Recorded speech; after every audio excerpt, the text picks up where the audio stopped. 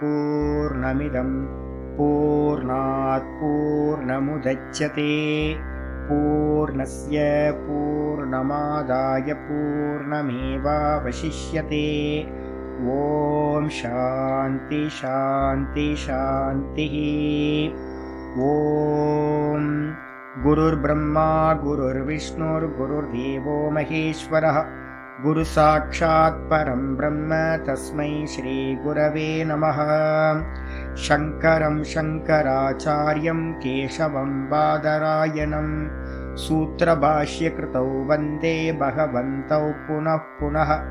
ईश्वरो गुरुरात्मेति मूर्तिभेदविभागिने व्योमवद्व्याप्तदेहाय दक्षिणामूर्तये नमः। सदाशिवसमारम्भां शङ्कराचार्यमध्यमाम् अस्मदाचार्यपर्यन्तां वन्दे गुरुपरम्पराम्। ॐ यो ब्रह्माणं विदधाति पूर्वं यो वै वेदांश्च प्रहिणोति तस्मै तं हदेवमात्मबुद्धिप्रकाशं मुमुक्षुर्वै शरणमहं प्रपद्ये। ॐ शान्ति शान्ति शान्तिः। ॐ असतो मा सद्गमय तमसो मा ज्योतिर्गमय मृत्योर्मामृतं गमय। ॐ शान्ति शान्ति शान्तिः।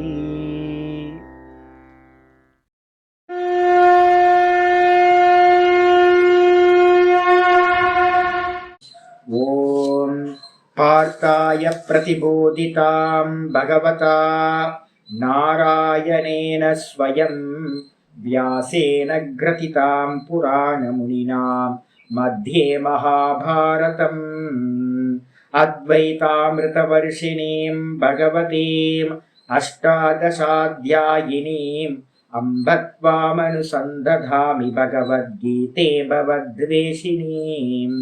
नमोऽस्तु ते व्यासविशालबुद्धे पुल्लारविन्दाय तपत्रनेत्र येन त्वया भारततैलपूर्णः प्रज्वालितो ज्ञानमयप्रदीपः प्रपन्नपारिजाताय स्तोत्रवेत्रैकपाणये ज्ञानमुद्राय कृष्णाय गीतामृतदुहे नमः। सर्वोपनिषदो गावः दोग्धा गोपालनन्दनः पार्थो वत्ससुधीर्भोक्ता दुग्धं गीतामृतं महत्। वसुदेवसुतं देवं कंसचाणूरमर्दनं देवकी परमानन्दं कृष्णं वन्दे जगद्गुरुम्।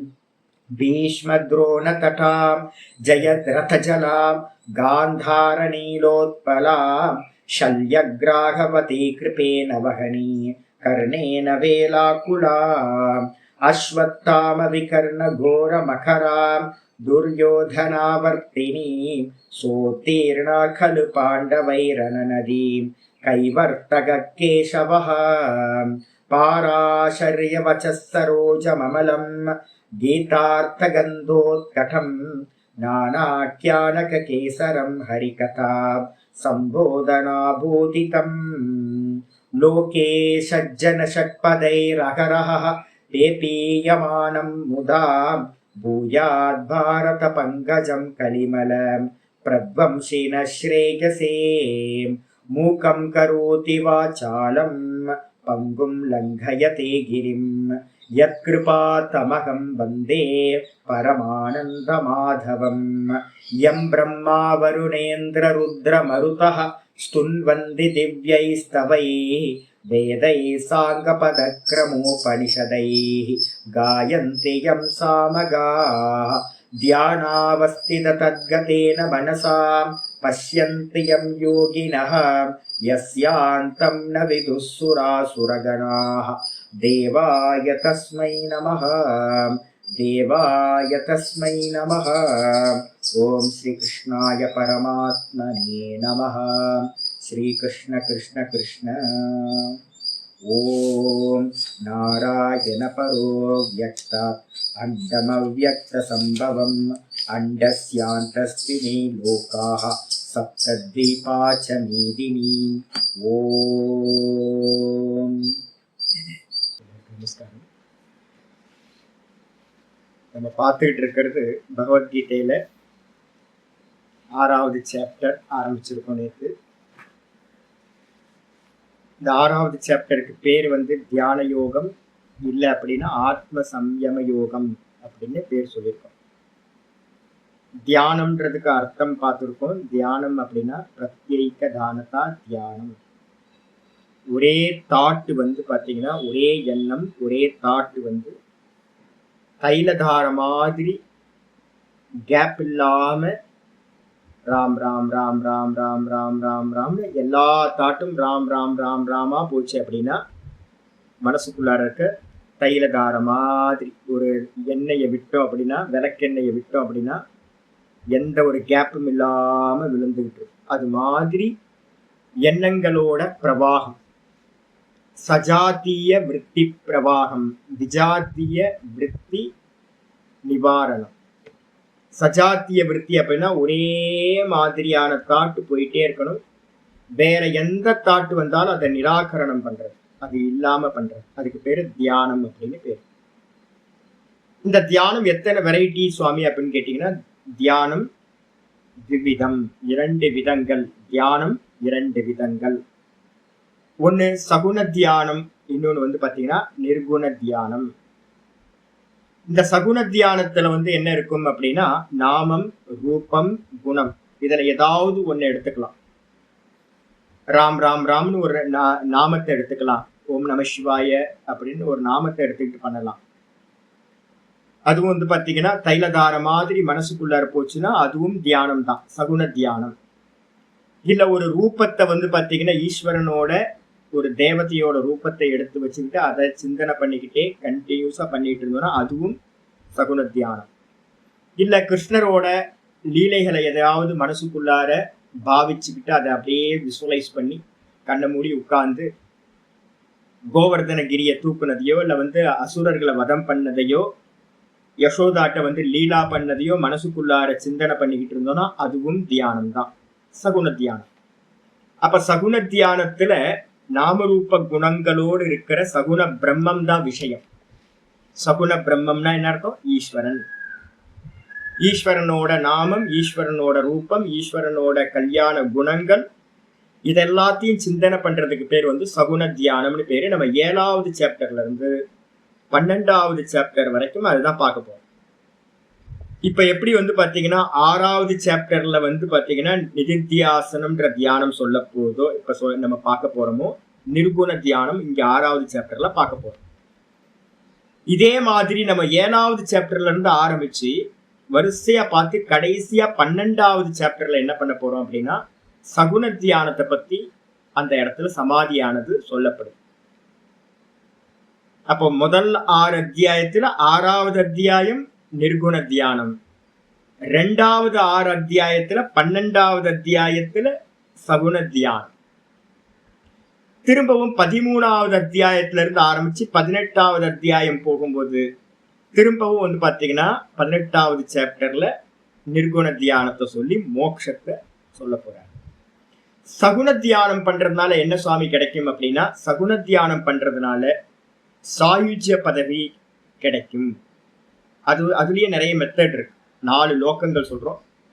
சாலோக்கியம், சாரூபியம், சாமீபியம், சாயுஜ்யம் அப்படின்னு சொல்லக்கூடிய 4 விதமான மோட்சங்கள், முக்தி 4 விதமா பாத்தீங்கன்னா சொல்லப்பட்டிருக்கு. இதுல சாயுஜ்ய பதவின்னு சொல்லக்கூடியது ஒண்ணு மட்டும் பாத்தீங்கன்னா திரும்ப இந்த லோகத்துக்கு வரமாட்டாங்க. அது பாத்தீங்கன்னா அப்படியே மோட்சத்தை அடைகிறது, கிரமமுக்தி அப்படின்னு பேர்.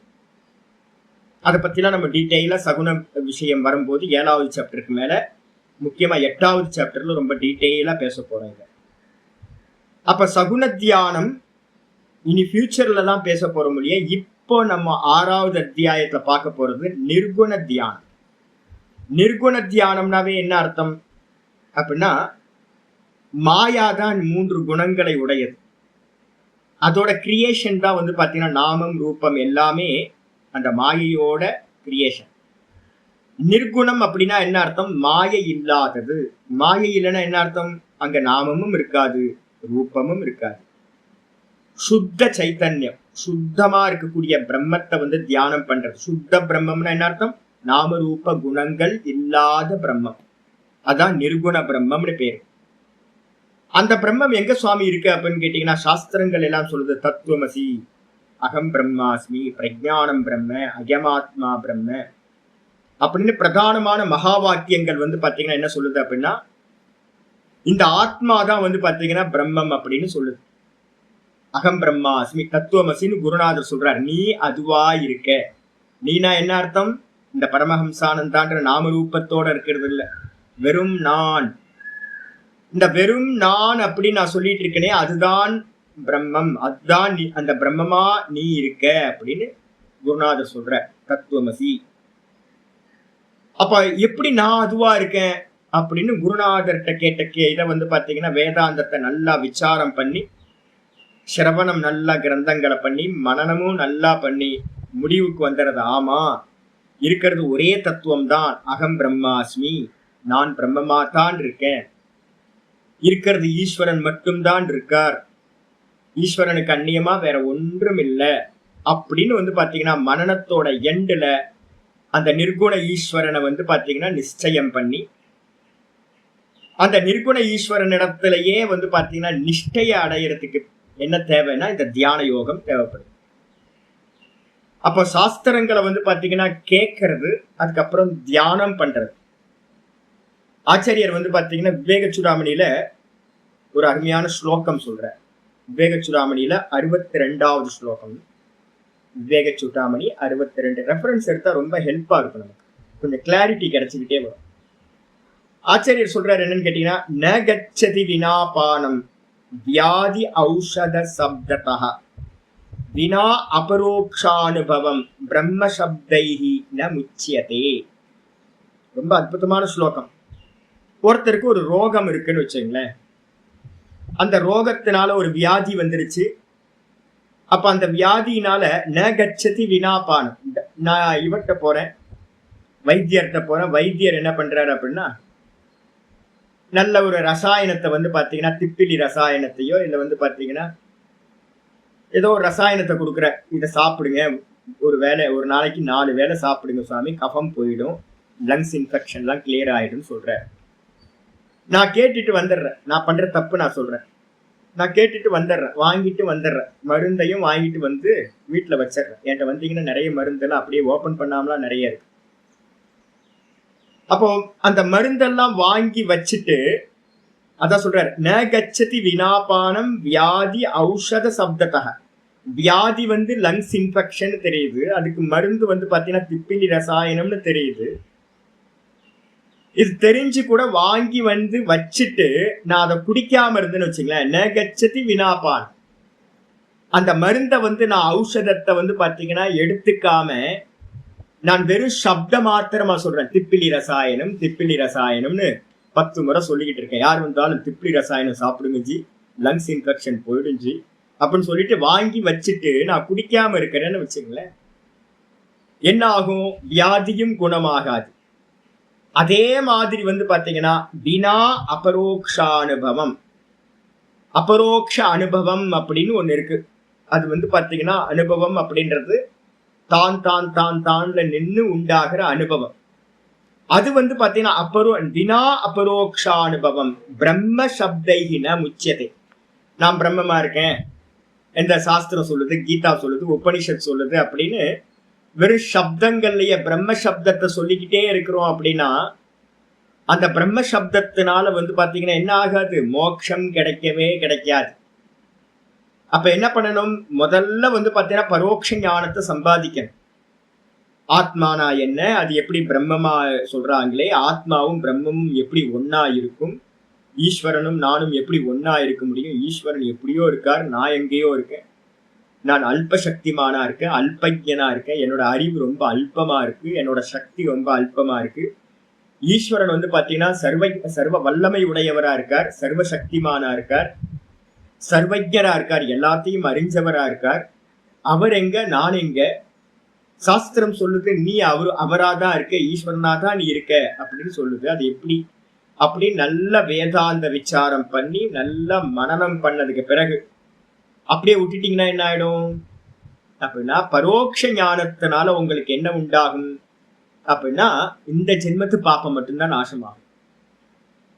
அப்ப சஞ்சிதத்துல இருக்க கருமங்கள் எதுவுமே நாசமாகாது. அப்ப நல்லா தெரிஞ்சுக்கணும், பரோட்ச ஞானத்தினால, அதுவும் திருட பரோட்ச ஞானம் சொல்றோம், சிரவணம் பண்ணி மனனம் பண்றது மூலமா தான் ஒரு கன்விக்ஷன் உண்டாகும். நான் பிரம்மமா தான் இருக்கேன் அப்படின்னு சப்தங்களை வச்சுக்கிட்டு, நல்ல ஆச்சாரியர் மூலமா சப்தங்களை கேட்டு அதை நிச்சயம் பண்ணி மனனம் பண்ணி வச்சுக்கிட்டீங்க அப்படின்னா அது பேரு திருட பரோட்ச ஞானம். சிரவணத்தினால பரோட்ச ஞானம் கிடைக்கும்.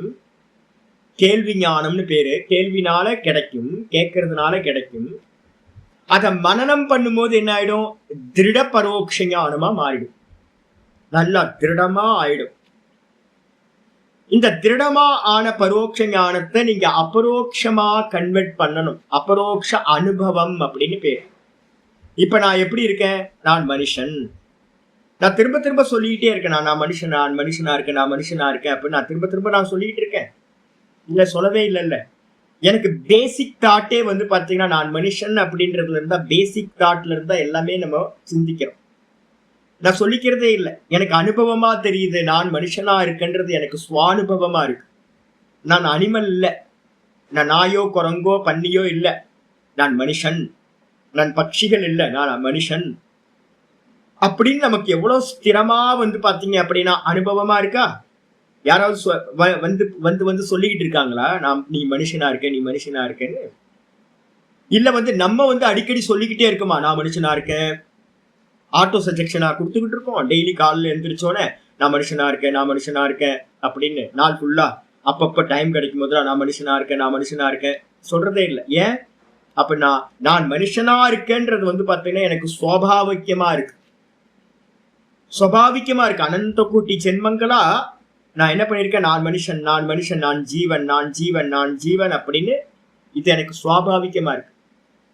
இந்த விதமா பாத்தீங்க அப்படின்னா நான் பிரம்மமா இருக்கேன் அப்படின்னு சுவாபாவிகமா எந்த ஞானம் உண்டாகுதோ அந்த ஞானத்துக்கு பேர் தான் அபரோக்ஷ அனுபவம் அப்படின்னு பேர். ஆத்மானுபவம் அப்படின்னு பேர், பிரம்மானுபவம் அப்படின்னு பேர். அதை அடையறதுக்கு பாத்தீங்கன்னா என்ன உபாயம் அப்படின்னா இந்த தியான யோகம் உபாயமா சொல்லப்பட்டிருக்கு. அப்ப நல்லா புரிஞ்சுக்கணும், பரோட்ச ஞானத்தினால இந்த ஜென்மத்துல இருக்கக்கூடிய பிறந்ததுல இருந்து இது வரைக்கும் நீங்க என்ன ஜென்ம பண்ணீங்களோ, கர்மாக்கள் பண்ணீங்களோ, புண்ணியம் பாப்பம் நிறைய பண்ணிருப்போம்ல. இப்ப இந்த ஜென்மத்துல உங்களுக்கு என் மூலமா பாடம் கேட்டு சாகரத்துக்கு முன்னாடி வரைக்கும் டைம் இருக்கு. அதுக்குள்ளார ஒரு நிச்சயம் பண்ணிட்டீங்க அப்படின்னா, ஆமா நான் பிரம்மமா தான் இருக்கேன் அப்படின்னு சாஸ்திர சப்தங்களை வச்சு ஒரு நிச்சயம் பண்ணிட்டீங்கன்னா இந்த ஜென்மத்தோட பாப்பம் புண்ணியம் எதுவுமே உங்களை டச் பண்ணாது. பெரிய பாக்கியம். ஆனா அது போதுமா? போதாது. சஞ்சிதம் ஒண்ணு இருக்கே, பேங்க் பேலன்ஸ்ல கர்மா நிறைய இருக்கு, அது திரும்ப திரும்ப ஜென்மத்தை கொடுத்துக்கிட்டே இருக்கும். அப்ப எப்ப பாத்தீங்கன்னா சுவானுபவம் சொல்லக்கூடிய அபரோக்ஷ அனுபவம் உண்டாகுதோ அப்பதான் அந்த சஞ்சித பாப்பங்கள் நாசத்தை அடையும். இதை மட்டும் நல்லா புரிஞ்சுங்க. அப்ப நிறைய பேர் என்ன பண்றாங்க, புத்தியில புரிஞ்சா போதும் அப்படின்னு வேதாந்தம் எங்கேயாவது சொல்றாங்கன்னா அது இந்த ஜென்மத்துக்கு போதும், ஆனா சஞ்சிதத்தை நாசம் பண்றதுக்கு அது ஹெல்ப் பண்ணாது. பஞ்சதசிகாரர் வித்யாரண்ய சுவாமிகள் பாத்தீங்கன்னா ஃபர்ஸ்ட் சாப்டர்லயே ரொம்ப கிளியரா இந்த விஷயத்த சொல்ற. அப்ப பரோட்சம் அபரோக்ஷத்துக்கு வித்தியாசம் தெரியணும். எப்படி பாத்தீங்கன்னா பிரம்மம் பிரம்மம் நான் பிரம்மமா இருக்கேன்னு ஊர்ல இருக்கவன்ட்டெல்லாம் பேசிக்கிட்டு இருந்தீங்கன்னா கீதையோ சப்தமோ உபனிஷத் சப்தங்களை வச்சுக்கிட்டு அது பாத்தீங்கன்னா உங்களுக்கு என்ன கொடுக்காது, மோட்சத்தை கொடுக்காது. அப்ப சுவானுபவம் சொல்லக்கூடிய அபரோக்ஷ அனுபவம் தான் மோட்சத்தை கொடுக்கும் அப்படின்னு முடிவு பண்ணிடுங்க. ஆச்சாரியார் 62வது ஸ்லோகத்துல விவேக சூடாமணியில சொல்றார் சங்கரர். 63வது ஸ்லோகத்துல திரும்பவும் சொல்றார், அகிருத்வா திருஷ்ய விலயம், அகிருத்வா திருஷ்ய விலயம் அஜ்ஞாத்வா தத்வமாத்மனஹ பிரம்ம சப்தை குதோ முக்திஹி, பிரம்ம சப்தை குதோ முக்திஹி உக்தி மாத்திர பலைர் நிருணாம். புக்தி மாத்திர பலைர் நாம். விவேக சூடாமணியில 63வது ஸ்லோகம். அகிருத்வா திருஷ்ய விலயம். நல்ல சாஸ்திரம் படிச்சதுக்கு பிறகு என்ன தெரியணும் தெரியுங்களா? இது எல்லாம் பொய். சாஸ்திரம் திரும்ப திரும்ப நான் உங்களுக்கு சொல்லி கொடுக்கறது அதுதான். சொப்பனத்துல எப்படி நம்ம எல்லா காட்சிகளையும் பார்த்தோமோ, நிறைய தேசம் காலம் வஸ்துக்கள் நிறைய பாக்குறோம், நிறைய ஜீவர்கள் எல்லாம் பாக்குறோம். ஆனா அது எல்லாம் பாத்தீங்கன்னா வேக்கப் ஆனதுக்கு பிறகு எல்லாம் எங்க போச்சு? எங்க போச்சு? என்னிடத்திலேயே லயமாச்சு. எங்க இருந்து வந்துச்சு? சொப்பனத்துல பாத்தீங்கன்னா கண்ட காட்சிகள் எல்லாம் என்னிடத்திலிருந்து தோன்றியது, என்னிடத்திலேயே நின்னுச்சு, என்னிடத்திலேயே வேக்கப் ஆகும் போது லயத்தையும் அடைந்தது. அப்ப மிச்சம் யார் இருக்கா? நான் மாத்திரம் தானே இருக்கேன். அப்ப நாம் கண்ட காட்சிகளோ அங்க பாத்தீங்கன்னா அடைஞ்ச பெயினோ சுகமோ துக்கமோ எதுவுமே வேக்கப் ஆனதுக்கு பிறகு இல்லாம போச்சு. அதே மாதிரி பாத்தீங்க அப்படின்னா இங்க நான் அப்படின்ற தத்துவத்துல நமக்கு வேக்கப் ஆகணும். அப்ப வேக்கப் ஆகிறதுக்கு என்ன முறை சாமி? மெத்தட் என்னன்னா, நான் பார்க்கறத எல்லாத்தையும் லயம் பண்ணணும் என்னிடத்துல. இது பொய், இது பொய், இது பொய் அப்படின்னு நாம ரூபங்களை எல்லாத்தையும் தன்னிடத்துல லயம் பண்ணிட்டு வெறும் தான் தானா நிக்கிறது தான் மோட்சம் அப்படின்னு பேர். வேக்கப் ஆகிறது. தான் மாத்திரம் மிச்சம் நின்னீங்கன்னா அத்வைத சித்தின்னு பேர். நம்ம டெய்லி வேக்கப் ஆகும்போது அத்வைதத்தை அடையிறோம். சொப்பனத்துல பாத்தீங்கன்னா துவைத்தம் இருந்துச்சு. அநேக லோகங்களை பார்த்தோம். 2 நாளுக்கு முன்னாடி பாத்தீங்கன்னா ஏதோ ஒரு அனிமலை பார்த்தேன். விசித்திரமான ஒரு அனிமல் பாத்தீங்க அப்படின்னா இருந்துச்சு. நான் பாத்தீங்கன்னா ரொம்ப சங்கோச்சப்பட்டேன். அது என்ன அட்டாக் பண்ண மாதிரி கூட நான் பார்த்தேன்னு நினைக்கிறேன். சரியா தெளிவா தெரியல. நான் அது மாதிரி ஒரு அனிமல் பார்க்கவே இல்லை இந்த உலகத்துல. அப்போ ஒரு அனிமல் பாத்தீங்கன்னா சொப்பனத்துல பார்த்தேன். எனக்கு டிஸ்டர்பன்ஸா இருந்துச்சு. ஆனா வேக்கப் ஆனதுக்கு பிறகு எங்க போச்சு அந்த அனிமல்லாம்? என்னிடத்திலேயே லயமாயி போச்சு. மிச்சம் யாரு இருந்தா? நான் மாத்திரம் தான் இருந்தேன். என்ன டாக்டர்கிட்ட கூட்டு போனாங்க, வைத்தியம் பார்த்தாங்க. அதெல்லாம் டாக்டர் காணோம், என்னோட ஃப்ரெண்ட்ஸ் எல்லாம் காணோம். வாகனத்துல என்னோட கார்ல கூட்டிட்டு போனாங்க, கார் காணோம். தேசம் காலம் வஸ்து எதுவுமே இல்லை. வேக்கப் ஆனும் போது நான் மாத்திரம் ஒரே ஆள் தான் இருக்கேன். நான் கண்டது எதுவுமே மிச்சம் இல்லை. அப்ப வேக்கப் ஆகும் போதெல்லாம் நம்ம என்ன பண்றோம்? அத்வைத சித்தியை அடையிறோம். டெய்லி சொப்பனத்துல இருந்து வேக்கப் ஆகும் போது சொப்பனத்துல துவைத்தம் இருந்துச்சு, வேக்கப் ஆகும் போது அத்வைத சித்தி. அதே மாதிரி இந்த ஜாகிரதம் மொத்தமும் பாத்தீங்கன்னா நம்ம சொல்றோம் தீர்க்க சொப்பனம். அப்ப தீர்க்க சொப்பனம் அப்படின்னும் போது பார்ப்பவன் சத்தியம், பார்க்கப்படும் வஸ்துக்கள் எல்லாம் பொய்யானது. அப்ப பொய் எல்லாத்தையும் நம்ம என்ன பண்ணணும் அப்படின்னு கேட்டீங்கன்னா பொய்யோட கொடுத்தனம் நடத்திக்கிட்டு இருக்கோம் நம்ம. அப்ப அது பாத்தீங்கன்னா சம்சாரத்தை சுக துக்கத்தை கொடுத்துக்கிட்டே இருக்கு. அப்ப என்ன பண்ணணும்னா இது எல்லாம் பொய் பொய்ன்னு அவுட் ஆஃப் போக்கஸ் பண்ணணும். அதுக்கு என்ன பேரு அப்படின்னா லயம்னு பேரு. அகிருத்வா திருஷ்ய விலயம். நீங்க வெளியில இருக்கக்கூடிய எல்லாம் போக்கஸ் அவுட் ஆஃப் போக்கஸ் பண்ணாம இந்த திருஷ்யங்களை எல்லாத்தையும் தன்னிடத்துல லயம் பண்ணாம அகிருத்வா திருஷ்ய விலயம். திருஷ்யங்களை எல்லாத்தையும் நீங்க தன்னிடத்துல லயம் பண்ணாம அஜ்ஞாத்வா தத்துவம் ஆத்மனக, நான் ஆத்மாவா இருக்கன்ற அந்த ஆத்ம தத்துவத்தை அறியாம, பியூர் கான்சியஸ்னஸ் அறியாம. இப்ப நம்ம அறியறோமா? அறியறோம். ஆனா கூட நாம ரூபங்கள் எல்லாத்தையும் அனாத்மாவோட சேர்த்து அறிஞ்சுக்கிட்டு இருக்கோம். அப்ப பியூரா நான் மட்டும் நம்ம அறிஞ்சிருக்கமான அறியல. அப்ப நான் என்ன பண்ணணும்? நானை அறியணும் அப்படின்னா பியூரா தத்துவமா இருக்கக்கூடிய யதார்த்தமா இருக்கக்கூடிய நானை அறியணும் அப்படின்னா நானுக்கு மேல இருக்கக்கூடிய இந்த தேகாதிகள் எல்லாத்தையும் லயம் பண்ணணும். இதெல்லாம் பொய் அப்படின்னு லயம் பண்ணணும். அவுட் ஆஃப் போக்கஸ் பண்ணிட்டு வெறும் தான்ல நிக்கணும். அது பண்ணாம நம்ம என்ன பண்ணிருக்கோம்? வெளியிலேயே சுத்திக்கிட்டு நான் கீதா தெரியுங்க எனக்கு.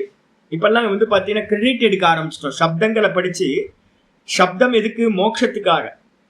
ஆனா பாத்தீங்கன்னா சப்தத்தை எடுத்துக்கிட்டு நான் பகவத்கீதை தெரியும் அங்க இங்க பெருமையா பேசிக்கிட்டு எனக்கு ரொம்ப புரியுங்கண்ணா, ரொம்ப புத்திசாலியாகும். கீதா தெரியும், பிரம்மசூத்திரம் தெரியும், உபனிஷத் தெரியும், யோக சாஸ்திரம் தெரியும் அப்படின்னு சப்தங்களை மட்டும் உச்சரிச்சுக்கிட்டு அதுல இருந்து பெருமைய ரொம்ப சம்பாதிச்சுட்டு எனக்கு எல்லாம் தெரியும் அப்படின்னு நினைச்சுக்கிட்டு இருந்தோம் அப்படின்னா பிரம்ம சப்தகி குதோ முக்திகி. பிரம்மன்ற சப்தம் முக்தியை கொடுக்காது. சப்தத்தை படிச்சவங்கன்னு எடுத்துக்கிட்டீங்கன்னா இந்தியால குறைஞ்சபட்சம் பாத்தீங்கன்னா ஒரு 500 மகா வித்யாலயமாவது இருக்கும்னு நினைக்கிறேன். அநேகமா ஹையர் செகண்டரி ஸ்கூலாவது இருக்கும். இந்த மகா வித்யாலயம் சொல்றதுலாம் நிறைய நார்த் இந்தியால இருக்கு. சப்ஜெக்ட் வந்து பாத்தீங்க அப்படின்னா சாஸ்திரத்தை படிக்கிறவங்க நிறைய பேர் இருக்காங்க, ஆயிரக்கணக்கில் இருக்காங்க. நிறைய டீச்சர்ஸ் இருக்காங்க. ரிஷிகேஷ் ஹரித்வார் போனீங்க அப்படின்னா நிறைய படிக்கிறவங்க, சாஸ்திரம் படிக்கிறவங்க நிறைய பேர் இருக்காங்க. எதுக்காக அப்படின்னா ஜாபுக்கு போறது. உலகம் ஃபுல்லா எடுத்துக்கிட்டீங்கன்னா பிலாசபி படிக்கிறவங்க, அத்வைத பிலாசபி படிக்கிறவங்க நிறைய இருக்காங்க. சப்தங்களை தெரிஞ்சதுனால மோட்சமா சுவாமினா? சப்தங்களை தெரிஞ்சதுனால மோட்சம் இல்லை. சப்தத்தை வச்சுக்கிட்டு 1/4 கிலோ கத்திரிக்காய் கூட வாங்க முடியாது. மனசுல புரிஞ்சுங்க. எரேஸ் ஆகாது, நம்மளுடைய கருமா எரேஸ் ஆகாது. அப்புறம் நம்மளோட சஞ்சிதத்துல சேர்த்து வச்சிருக்கிற கருமா பூரணமா எரேஸ் பண்ணணும் அப்படின்னா நானா நின்னா மட்டும்தான் எரேஸ் ஆகும். அப்ப தெளிவா வந்து பாத்தீங்கன்னா சொல்றார், பிரம்ம சப்தை குதோ முக்திகி. பிரம்மம்ன்ற சப்தத்தை வச்சுக்கிட்டு மோட்சம்லாம் கிடைக்காது. அப்ப என்ன பண்ணணும்? அது சுவானுபவமா, நான் பிரம்மமா இருக்கேன்ற சுவானுபவமா கொண்டுட்டு வரணும். அதுக்குதான் வந்து பாத்தீங்கன்னா இந்த தியான யோகம் நமக்கு உபயோகப்படுது. திருப்தி தீபம் அப்படின்னு வந்து பாத்தீங்கன்னா வித்யாரண்ய சுவாமிகள் வந்து பாத்தீங்கன்னா பஞ்சதசியில திருப்தி தீபம்னு ஒரு சொல்லி வச்சிருக்க ஒரு அத்தியாயம் இருக்கு. அதுல வந்து பாத்தீங்கன்னா சொல்றார், இந்த இதுல வந்து பாத்தீங்கன்னா நிர்குண நிராகாரம் இருக்கு பாத்தீங்களா?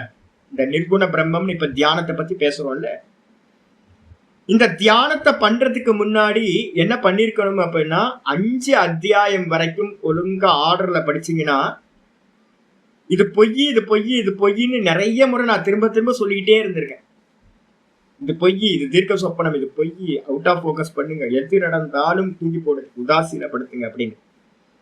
இப்போ உங்களுக்கு வந்து பாத்தீங்கன்னா எல்லா விஷயங்களையும் அவுட் ஆஃப் போக்கஸ் பண்ற சாமர்த்தியம் இருந்துச்சு அப்படின்னா அப்ப நீங்க என்ன பண்ணலாம்? நிர்குண தியானம் பண்றதுக்கு உங்களுக்கு சாமர்த்தியம் இருக்குன்னு அர்த்தம்.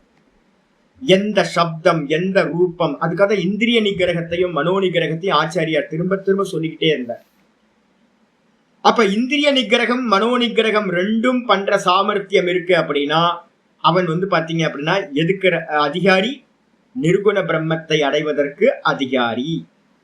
சுவாமி என்னால வந்து அந்த அளவு சாமர்த்தியம் இல்லை சுவாமி அப்படின்னு சொன்னீங்க அப்படின்னா 12வது சாப்டர்ல வந்து பாத்தீங்கன்னா ஆச்சாரியார் ஒரு அருமையான ஸ்லோகம் சொல்றார். 12வது சாப்டர்ல வந்து பாத்தீங்கன்னா சொல்லும் போதே சொல்றாரு, கிளேஷோ அதிகதரஸ்தேஷாம். 12ல 5வது ஸ்லோகம், 12:5 எடுத்துங்க. கிளேஷோ அதிகதரஸ்தேஷாம் அவ்யக்தா சக்தசேதசாம் அவ்யக்தாகி கதிர் துக்கம் தேகவத்பிர் அவாப்பியதே. ஒரு ஸ்லோகம் இருக்கு 12:5. இந்த அவ்யக்தம் சொல்லக்கூடிய நாமரூப குணங்கள் இல்லாத இந்த சுத்த பிரம்மத்தை அடையிறதுன்னு இருக்கு பாத்தீங்களா? இந்த நாமரூப குணங்கள் இல்லாத வெறும் கான்சியஸ்னஸா இருக்கிற வெறும் சச்சிதானந்த பிரம்மத்தை அடையிறது அவ்யக்தம் அப்படின்னு சொல்லக்கூடியது. அதான் வெளிப்படாதது, நாமரூப குணங்களா வெளிப்படாதது இந்த ஆத்ம தத்துவம் நான்.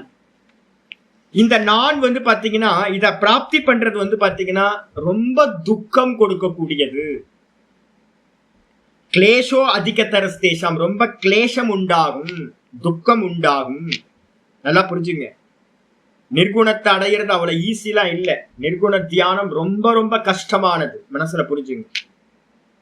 யாருக்கு அப்படின்னு கேட்டீங்கன்னா அவ்யக்தாகி கதிர் துக்கம் தேகவத்பிரவாப்பியத்தை, தேகத்தை உடையவர்களுக்கு, தேகத்துல அபிமானம் இருக்கிறவங்களுக்கு. இந்த ஜெகத் சத்தியம், இந்த லோகம் சத்தியம், நான் சத்தியம், இந்த நாமரூபங்களோடு இருக்க இந்த தேகம் சத்தியம் அப்படின்னு எல்லாத்தையும் சத்தியம் சத்தியம்னு வச்சுக்கிட்டு ஒருத்தர் நிர்குண பிரம்மத்துல அடையணும்னு ட்ரை பண்றாரு அப்படின்னா அவர் வந்து பாத்தீங்கன்னா அடைய முடியாது, ரொம்ப ரொம்ப கஷ்டமானது அப்படின்னு நிர்குண தியானத்தை 12வது சாப்டர்ல என்ன பண்றாருன்னா ஆச்சாரியார் ரொம்ப துக்கம்னே கிருஷ்ண பரமாத்மா சொல்றார். அப்ப நிர்குண தியானத்துக்கு ஒரு ப்ரிப்பரேஷன் வேணுமே சுவாமி. அப்ப நிர்குண தியானம்னு 6வது அத்தியாயத்துல ஏன் சொல்றீங்க? 18வது அத்தியாயத்துல எப்படி சொல்றீங்க மோட்சத்துக்கு சாதனமா? அப்ப நிர்குண தியானத்துக்கு ஏதாவது ஒரு மெத்தட் வேணுமே. யூடியூப்ல வந்து பாத்தீங்க அப்படின்னா ஆசனத்துக்குன்னு ஒரு ஸ்திரீ வந்து பாத்தீங்கன்னா ஒரு நல்ல ஒரு சேனல் ஒண்ணு இருக்கு. அவங்க என்ன பண்றாங்க அப்படின்னு கேட்டீங்கன்னா ஒரு ஆசனம் இருக்குன்னு வச்சுங்களேன், front bend back bend. Maximum வந்து பேக் பெண்ட் எல்லாம் ரொம்ப கஷ்டம், விருட்சி ஆசனம்னு சொல்லுவோம். ஆசனம்லாம் சிலதெல்லாம் கஷ்டம். அப்போ பশ্চিமோத்தாசனம்னு ஒரு ஆசனம் இருக்கு. இந்த தலை எல்லாத்தையும் அந்த கால் நீட்டி, காலை நீட்டி நல்லா வந்து இந்த கையால் அந்த காலோட கட்டை விரலை பிடிச்சி இந்த தலையை கொண்டு வந்து நம்மளுடைய தொடைக்கு நடுவுல, டைஸ்க்கு நடுவுல வைக்கணும். டைஸ்க்கு நடுவுல பஸ்சிமோத்தாசனம்னு பேர். நீங்க பண்ணி பாத்தீங்கன்னா உங்க தலை வந்து பாத்தீங்கன்னா கீழே குனியவே குனியாது. அதே மாதிரி யாராவது வந்து பாத்தீங்கன்னா ஆசனத்துல உட்கார்ந்து ஜபம் பண்ணணும்னு நினைச்சீங்க அப்படின்னா, சாமி 20 நிமிஷத்துக்கு மேல உட்கார முடியல சாமி, கரெக்டா வந்து பாத்தீங்கன்னா சரியா உட்கார்றதுக்கு 20 நிமிஷத்துக்கு மேல முடியல அப்படின்னு சொன்னீங்கன்னா, நம்ம என்ன பண்றோம்னு கேட்டீங்கன்னா, எந்த ஒண்ணுத்துக்கும் முடியாத காரியத்துக்கு பின்னாடி வந்து பாத்தீங்கன்னா ஒரு ப்ரிப்பரேஷன் ஒண்ணு இருக்கு. நீங்க ஒரு 12 சூரிய நமஸ்காரம் பண்ணிட்டு ஆசனத்துல உட்காருங்க, உங்களுக்கு வந்து பாத்தீங்கன்னா 20 நிமிஷம் எல்லாம் ஈஸியா உங்களால கிராஸ் பண்ணி 1 மணி நேரத்துக்கு உட்கார்ந்துட முடியும். அப்ப 1 மணி நேரம் உட்காரணும்னு நீங்க ஆசைப்பட்டீங்கன்னா, முடியாது சாமி, ரொம்ப கஷ்டம் சாமி. முடியும். எப்ப முடியும்னா ப்ரிப்பரேஷன். சூரிய நமஸ்காரத்தை ஒரு 12 சூரிய நமஸ்காரம் பண்ணிட்டு உட்கார்ந்து பாருங்க, 1 மணி நேரம் ஈஸியா முடியும். பஸ்சிமோத்தாசனம் முடியலையே சாமி அப்படின்னா அதுக்கு ஒரு ப்ரிப்பரேஷன் இருக்கு. எந்த ஒரு காரியம், முடியாத காரியமும் அதை பண்றதுக்கு முன்னாடி ஒரு ப்ரிப்பரேஷன் பண்ணணும். அப்ப நிர்குண தியானம்ன்றது ரொம்ப கஷ்டம் அப்படின்னு யாராவது சொன்னாங்கன்னா, அந்த நிர்குண தியானம் பகவானே சொல்றார், ரொம்ப கஷ்டம்பா. தேகாத்ம புத்தி இருக்கிறவனுக்கு இந்த உலகம் சத்தியம், தேகம் சத்தியம்னு நினைச்சுக்கிட்டு இருக்கவனுக்கு இது கஷ்டம் அப்படின்னா அதுக்கு ப்ரிப்பரேஷன் ஏதாவது இருக்குமே சுவாமினா, 12வது அத்தியாயத்துல 6வது ஸ்லோகத்திலேயே சொல்ற. 5வது ஸ்லோகத்துல கஷ்டம்னு சொல்லிட்டு 6வது ஸ்லோகத்தை சொல்றார், ஏத்து சர்வாணி கர்மாணி மயி சந்யஸ்ய மத்பராஹா அனன்யே நைவ யோகேன மாம் தியாயந்த உபாசதே. ஒரு அற்புதமான ஸ்லோகம். என்ன பண்றது அப்படின்னு கேட்டீங்கன்னா, எவர்கள் வந்து பாத்தீங்கன்னா என்னிடத்திலேயே எல்லா கர்மங்களையும் சந்நியாசம் பண்ணிட்டு, நான் சொன்னல கர்மபல தியாகம், அதுக்கு அடுத்தது கர்ம தியாகம். எதை பண்ணினாலும் பகவான் உள்ள இருந்து பண்றார், நான் பண்ணல அப்படின்னு கர்த்திருவத்தை தூக்கி பகவான் இடத்துல சமர்ப்பணம் பண்ணிட்டு, கூடவே என்ன பண்ணணும், கர்மபல தியாகத்தையும் பண்ணிடணும். என்ன கொடுத்தாலும் பகவான் கொடுக்கறது பிரசாதம், அதுல எந்த மர்மரிங்கும் இல்லாம அப்படியே அக்செப்ட் பண்றது. இந்த புத்தியோட மத்பராக என்னையே பரம லட்சியமா வச்சுக்கிட்டு, அனன்ய பக்தியோடு சதா காலமும் அந்த ஈஸ்வரனையே வந்து பாத்தீங்கன்னா அனன்யமா வேற எதையும் சிந்தனை பண்ணாம அவனையே சிந்தனை பண்ணிக்கிட்டு, யோகேன மாம் தியாயந்த உபாசத்தை, அனன்ய யோகம்னு பேர். சதா காலமும் அவனையே சிந்தனை பண்ணிக்கிட்டு எவர்கள் அந்த ஈஸ்வரனையே தியானம் பண்ணுகிறார்களோ அவங்களுக்கு சகுனத்துல முதல்ல எஸ்டாப்ளிஷ் ஆவாங்க. அதுக்கப்புறம் நிர்குணம் வந்து பாத்தீங்கன்னா ஈஸியா சம்பவிச்சிடும். அப்ப சூரிய நமஸ்காரம் பண்ணிட்டு நீங்க 1 மணி நேரம் ஈஸியா உட்கார முடியும். அதே மாதிரி வந்து பாத்தீங்க அப்படின்னா நிர்குணத்தை சித்தப்படுத்துறதுக்கு வந்து பாத்தீங்கன்னா சகுண தியானம் உபாயம். புரிஞ்சுதா உங்களுக்கு? அப்ப சகுண தியானம் பண்ணணும்னா அதுக்கு என்ன சாதனம் சொல்றார்? முதல்ல கர்மத்தை கர்ம யோகமா பண்றது. கர்ம யோகத்தை வந்து பாத்தீங்க அப்படின்னா பல தியாகம் பண்றீங்க, அதுக்கப்புறம் கர்மத்தையே பகவான் இடத்துல சமர்ப்பணம் பண்றீங்க. இத ரெண்டுத்தையும் பண்ணிக்கிட்டே வந்தீங்க அப்படின்னா மனசு வந்து பாத்தீங்கன்னா ரொம்ப குவைட்டா வந்து பாத்தீங்கன்னா செட்டில் ஆயிடும், சமத்துவம் கிடைச்சிடும். அந்த சமத்துவம் ஒருத்தருக்கு கிடைச்சா மட்டும்தான் தான் தான் தான் சொல்லக்கூடிய நிர்குணத்துல நிக்கிறது ரொம்ப ஈஸியா நடக்கும். அப்படி யார் பண்றாங்களோ அவங்களுக்கு வந்து பாத்தீங்கன்னா 12வது சாப்டர்ல 7வது ஸ்லோகம் சொல்றாரு. 5, 6, 7 3 படிக்கணும். 5 ப்ராப்ளம் சொல்லிட்டார். சொல்யூஷன் வந்து பாத்தீங்கன்னா 6வதுல சொல்றார். யாரு சகுன உபாசனை பண்றாங்களோ நிர்குணத்தை பிடிக்க முடியல. ஏன்னா நிர்குணம் வந்து பாத்தீங்கன்னா நாமரூப குணங்கள் இல்லாதது. எப்படி தியானம் பண்ண முடியும்? நிர்குணத்துல நிக்க முடியாது, தான் தான் தான் தான்ல நிக்க முடியாது, சாமர்த்தியம் இல்லை. அப்ப என்ன பண்றது அப்படின்னா நிர்குண பிரம்மத்தை பண்ண முடியல அப்படின்னா சகுண பிரம்மத்தை வந்து பாத்தீங்கன்னா கர்மயோகத்து மூலமா கர்மத்தை பண்ணி, அதுக்கப்புறம் தியானம் எவர்கள் சகுண தியானத்தை பண்றாங்களோ அவங்கள நான் என்ன பண்றேன்னா அடுத்த ஸ்லோகம் 7வது ஸ்லோகம் சொல்றார். தேஷாம் அகம் சமுத்தர்த்தா மிருத்யு சம்சார சாகரார். அவர்களை நான் என்ன பண்றேன் அப்படின்னு கேட்டீங்கன்னா இந்த மிருத்யு சம்சாரத்திலிருந்து, ஜென்ம மரண சம்சாரத்திலிருந்து தூக்கி விடுறேன் அப்படின்ற, உத்தாரணம் பண்றேன் அப்படின்ற. பவாமி நச்சிராத் பார்த்த மையா வேஷித சேதசா. எவர்களுடைய சித்தம் இந்த சகுண பிரம்மமா இருக்கிற என்னிடத்திலேயே பிரவேசம் ஆயிடுச்சோ அவர்கள் வந்து பாத்தீங்கன்னா ரொம்ப ஈஸியா வந்து பாத்தீங்கன்னா சீக்கிரமா என்ன பண்றாங்க, நிர்குணத்துல வந்து பாத்தீங்கன்னா சாமர்த்தியம் உண்டாயிடும். அப்போ சாஸ்திரம் வந்து பாத்தீங்கன்னா ரொம்ப செட்டப் வச்சுக்கங்க. கர்மயோகம், அதுக்கப்புறம் உபாசனா யோகம், கர்ம காண்டம், உபாசனா காண்டம், அதுக்கப்புறம் தான் ஞான காண்டம். முதல்ல கர்மத்தை கர்மயோகமா பண்றீங்க, அதுக்கப்புறம் உபாசனை வந்து சகுண ஈஸ்வர உபாசனை பண்றோம். இதுல வந்து பாத்தீங்கன்னா நல்ல ஒரு சாமர்த்தியம் வந்ததுக்கு பிறகு ஈஸ்வரனிடத்திலேயே சமர்ப்பண புத்தி வந்து அவனையே சிந்திச்சுக்கிட்டு இருக்கும் போது அதை வந்து பாத்தீங்கன்னா நிர்குணமா கன்வெர்ட் பண்றது ரொம்ப ஈஸியா நடந்துரும். அப்ப உபாயம் என்ன சுவாமி? நிர்குணத்தை அடையறதுக்கு உபாயம் பகிரங்க சாதனம் கர்மயோகம், அதுக்கப்புறம் அந்தரங்க சாதனம் வந்து பாத்தீங்க அப்படின்னா தியான யோகம், சகுண தியான யோகம். இந்த சகுண தியானத்தை பண்ணி பண்ணி ஒருத்தனுக்கு நல்லா வந்து பாத்தீங்கன்னா சமம் தமம் உபரதி திதிக்ஷா ஸ்ரத்தா சமாதானம் வரைக்கும் அவனுக்கு கிடைச்சு. அப்படிப்பட்டவன் வந்து உத்தம அதிகாரி ஆகிறான். அவன் வந்து பாத்தீங்கன்னா நிர்குணத்தை வந்து அடையிறது ரொம்ப ஈஸியா சம்பவிக்கும் அப்படின்னு புரிஞ்சுக்கணும். அப்ப வந்து பாத்தீங்கன்னா ஆச்சாரியார் என்ன பண்றார், இந்த விஷயத்தை தான் தன்னுடைய பாஷ்யத்துல வந்து பாத்தீங்கன்னா சங்கரர் சொல்ல ஆரம்பிக்கிறார். டைரக்டா யாராவது வரீங்க அப்படின்னா நிர்குணத்தை தியானம் பண்றதுக்கு வரீங்கன்னா அது சம்பவிக்காது அப்படின்னு. அப்ப ப்ரிப்பரேஷன் முக்கியமா? அந்த ப்ரிப்பரேஷனை பத்தி ஆச்சாரியார் அவரோட அவதாரிகா பாஷ்யத்துல சொல்ல ஆரம்பிக்கிறார். 6வது அத்தியாயத்துல அவதாரிகா பாஷ்யம் பார்க்க ஆரம்பிக்கிறோம். வந்துருங்க, பாஷ்யத்துக்கு வந்துருங்க. இப்ப விஷயம் இதுதான், ஸ்டெப்ஸ் போகணும். நீங்க ஸ்டெப்ஸ் போகாம நீங்க டைரக்டா ஹை ஜம்ப் பண்ணலாம்னு ட்ரை பண்ணீங்கன்னா முடியவே முடியாது. இததான் சொல்ல போறார் ஆச்சாரியார். வந்துருங்க, சம்பந்த பாஷ்யம்.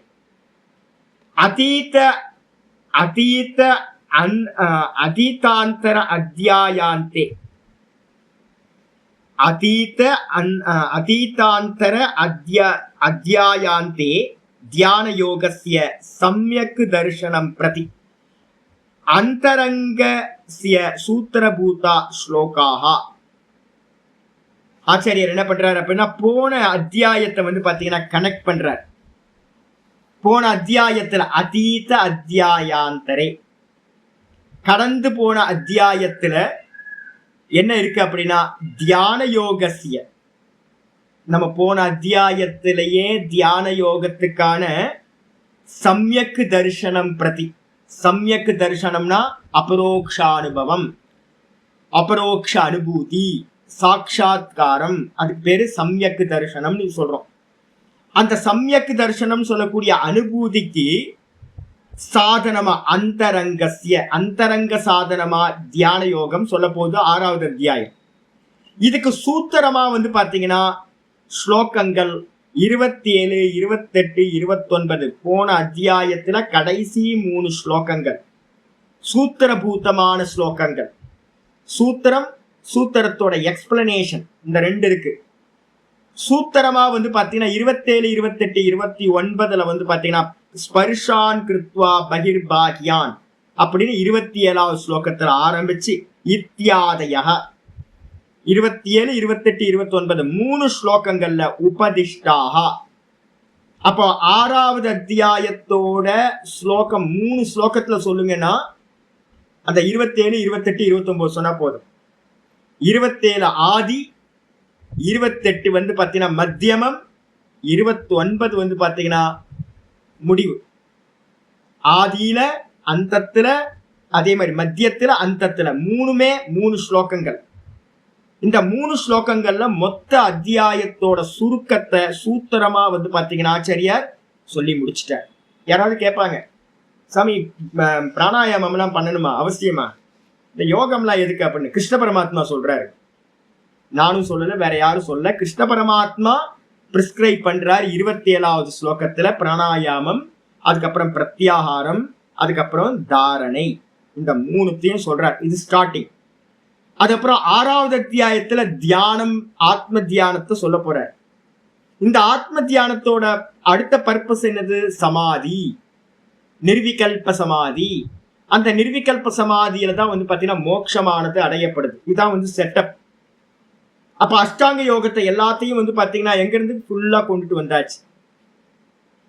இது ஆச்சாரியர் சொல்றார். சம்யக்கு தரிசனம் பிரதி ஆத்மா அனுபூதின்னு சொல்லக்கூடிய சம்யக்கு தரிசனத்துக்கு சூத்திரமா இருக்கக்கூடிய இதான் அந்தரங்க சாதனம். நிறைய பேர் என்ன பண்ணிட்டாங்க, அந்தரங்க சாதத்தை விட்டாங்க, பகிரங்கத்திலேயே வெளியிலேயே நின்ட்டாங்க. புரிஞ்சா போதும் அப்படின்னு, கண்ண மூடி உட்கார வேணாம் அப்படின்னு. அப்ப அதனால பாத்தீங்க அப்படின்னா இத்தியாதய உபதிஷ்டாக போன அத்தியாயத்துல உபதேசம் செய்யப்பட்டாயிற்று. தேஷாம் அந்த சூத்திரமா சொல்லப்பட்ட 3 ஸ்லோகங்களுக்கு விருத்திஸ்தானியக அயம் ஷஷ்டக அத்தியாய ஆரம்பியதே.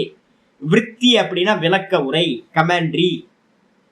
அப்ப பாத்தீங்கன்னா 3 ஸ்லோகங்களோட சூத்திரமா இருக்கிற 3 ஸ்லோகங்களோட விருத்தி அப்படின்னா அதோட எக்ஸ்பிளனேஷன் பாத்தீங்கன்னா இந்த 6வது அத்தியாயத்துல அயம் ஷஷ்டக அத்தியாயே, இந்த 6வது அத்தியாயத்துல ஆரம்பியதே ஆரம்பம் செய்யப்படுகிறது. அப்ப ரொம்ப கிளியர்.